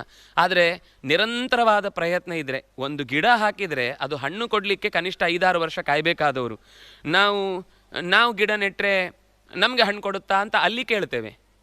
ಆದರೆ ನಾವು ಈಗ ಪ್ರಯತ್ನ ಮಾಡಿದರೆ ನಾಳೆನೇ ಫಲ ಕೊಡುತ್ತೆ ಅಂತ ಹೆಂಗೆ ನಿರೀಕ್ಷೆ ಮಾಡ್ತೇವೆ? ಹಾಗಾಗಿ ನಾವು ಇವತ್ತು ಮಾಡಿದ ಪ್ರಯತ್ನಕ್ಕೆ ನಾಳೆ ಫಲ ಅಂತಲ್ಲ, ಅದು ನಿರಂತರ ರೊಟೀನ್ ಆಗಬೇಕು. ನಮಗೆ ಅದರ ಫಲ ಏನು ಅಂತ ಗೊತ್ತಿರಬೇಕು, ಅದರ ಮೇಲೆ ಮಹತ್ವದ ಬುದ್ಧಿ ಇರಬೇಕು, ಶ್ರದ್ಧೆ ಇರಬೇಕು. ಅದರ ಬಗ್ಗೆ ತಿಳಿದು ಮಾಡಿದಾಗ ಅದು ಹೆಚ್ಚು ಡಿಸ್ಟ್ರ್ಯಾಕ್ಟ್ ಆಗೋದಕ್ಕೆ ಸಾಧ್ಯ ಇಲ್ಲ. ತಿಳಿಯದೆ ಹೋದಾಗ, ಯಾಕೆಂದರೆ ಅಭ್ಯಾಸ ಮಾಡ್ತಾ ಹೋದಾಗ ಅದು ಏನು ಅಂತ ಗೊತ್ತಿಲ್ಲ ಅಂದರೆ ಬೋರ್ ಬರ್ಲಿಕ್ಕೆ ಶುರುವಾಗುತ್ತೆ. ಅದು ಏನು ಅಂತಲೇ ಅರ್ಥ ಆಗ್ತಾ ಇಲ್ಲ, ಸುಮ್ಮನೆ ಒಂದು ಮಿಯರ್ ಆ್ಯಕ್ಷನ್ ಅಷ್ಟೇ. ಅದು ಪ್ರಕ್ರಿಯೆ ಕ್ಯಾಸೆಟ್ಟಲ್ಲಿ ಪಾರಾಯಣ ಶ್ಲೋಕಗಳನ್ನು ಹಾಕಿಕೊಂಡು ಕೇಳಿದ ಹಾಗೆ ಇರುತ್ತೆ. ಅದಕ್ಕೆ ಏನಾದರೂ ಗೊತ್ತಾಗುತ್ತಾ? ಹಾಗೆ ನಾವು ಕೂಡ ಬರೀ ಯಾಂತ್ರಿಕವಾಗಿ ನಡೆದಾಗ ಶ್ರದ್ಧೆ ಹೋಗುತ್ತೆ. ಯಾಂತ್ರಿಕ ಅಲ್ಲದೆ ಅದರ ತಂತ್ರದ ಮಂತ್ರದ ಒಳ ಅರ್ಥವನ್ನು ನಾವು ತಿಳಿದು ಅಭ್ಯಾಸ ಮಾಡಿದಾಗ ನಾವು ಯಂತ್ರಕ್ಕಿಂತ ಬೇರೆ ಆಗಬಹುದು. ಯಂತ್ರಗಳ ಸ್ವರೂಪತೆಯನ್ನು ನಾವು ಕಳಚಿಕೊಂಡು ಬದುಕುವ ಪ್ರಯತ್ನ ಮಾಡಿದಾಗ ಖಂಡಿತ ಏಕಾಗ್ರತೆ ಬಂದೇ ಬರುತ್ತೆ, ಶ್ರದ್ಧೆ ಬಂದೇ ಬರುತ್ತೆ. ಇಷ್ಟು ಹೊತ್ತು ನಮಗೆ ಎಷ್ಟು ನಮ್ಮ ತಿಳುವಳಿಕೆಯ ಚೌಕಟ್ಟಿನ ಒಳಗೆ ಇದರ ಉತ್ತರಗಳನ್ನು ಕಾಣಬಹುದು ಅಂತ ಸಾಧ್ಯ ಇತ್ತು. ಆ ಪ್ರಯತ್ನವನ್ನು ಮಾಡಿದ್ದೇವೆ. ಸ್ವತಃ ಮನಃಶಾಸ್ತ್ರಜ್ಞರಾಗಿ ಚೆನ್ನಾಗಿ ಪ್ರಶ್ನೆಗಳನ್ನು ಕೇಳಬಲ್ಲವರು, ತಾವೇ ಸ್ವತಃ ಉತ್ತರ ಕೊಡಬಲ್ಲವರು ನಮ್ಮ ಜೊತೆಗೆ ಇದ್ದು ಈ ಕಾರ್ಯದಲ್ಲಿ ಭಾಗಿಯಾದಂತಹ ಶ್ರೀಯುತ ಲಕ್ಷ್ಮೀ ಸಮುದ್ರಂಗಡಿಯವರನ್ನು ಕೃತಜ್ಞತಾಪೂರ್ವಕವಾಗಿ ಸ್ಮರಿಸಿಕೊಳ್ತೇನೆ. ಶ್ರೀಪಾದರು ಕೂಡ ಇಷ್ಟು ಹೊತ್ತು ಇದ್ದು ನಮ್ಮನ್ನು ಈ ಕಾರ್ಯದಲ್ಲಿ ಪ್ರೋತ್ಸಾಹಿಸಿದ್ದಾರೆ. ಅವರನ್ನು ಮನಸ ನಮಿಸಿ ಈ ಇಡೀ ಕಾರ್ಯದಲ್ಲಿ ಒಂದು ಶ್ರದ್ಧೆಯಿಂದ ಇಷ್ಟು ಹೊತ್ತು ನಮ್ಮ ಜೊತೆಗೆ ಇದ್ದ ಎಲ್ಲ ಪ್ರೇಕ್ಷಕ ವರ್ಗವನ್ನು ಕೂಡ ಕೃಷ್ಣ ಮುಖ್ಯಪ್ರಾಣರ ಅನುಗ್ರಹಕ್ಕೆ ಪಾತ್ರರಾಗಲಿ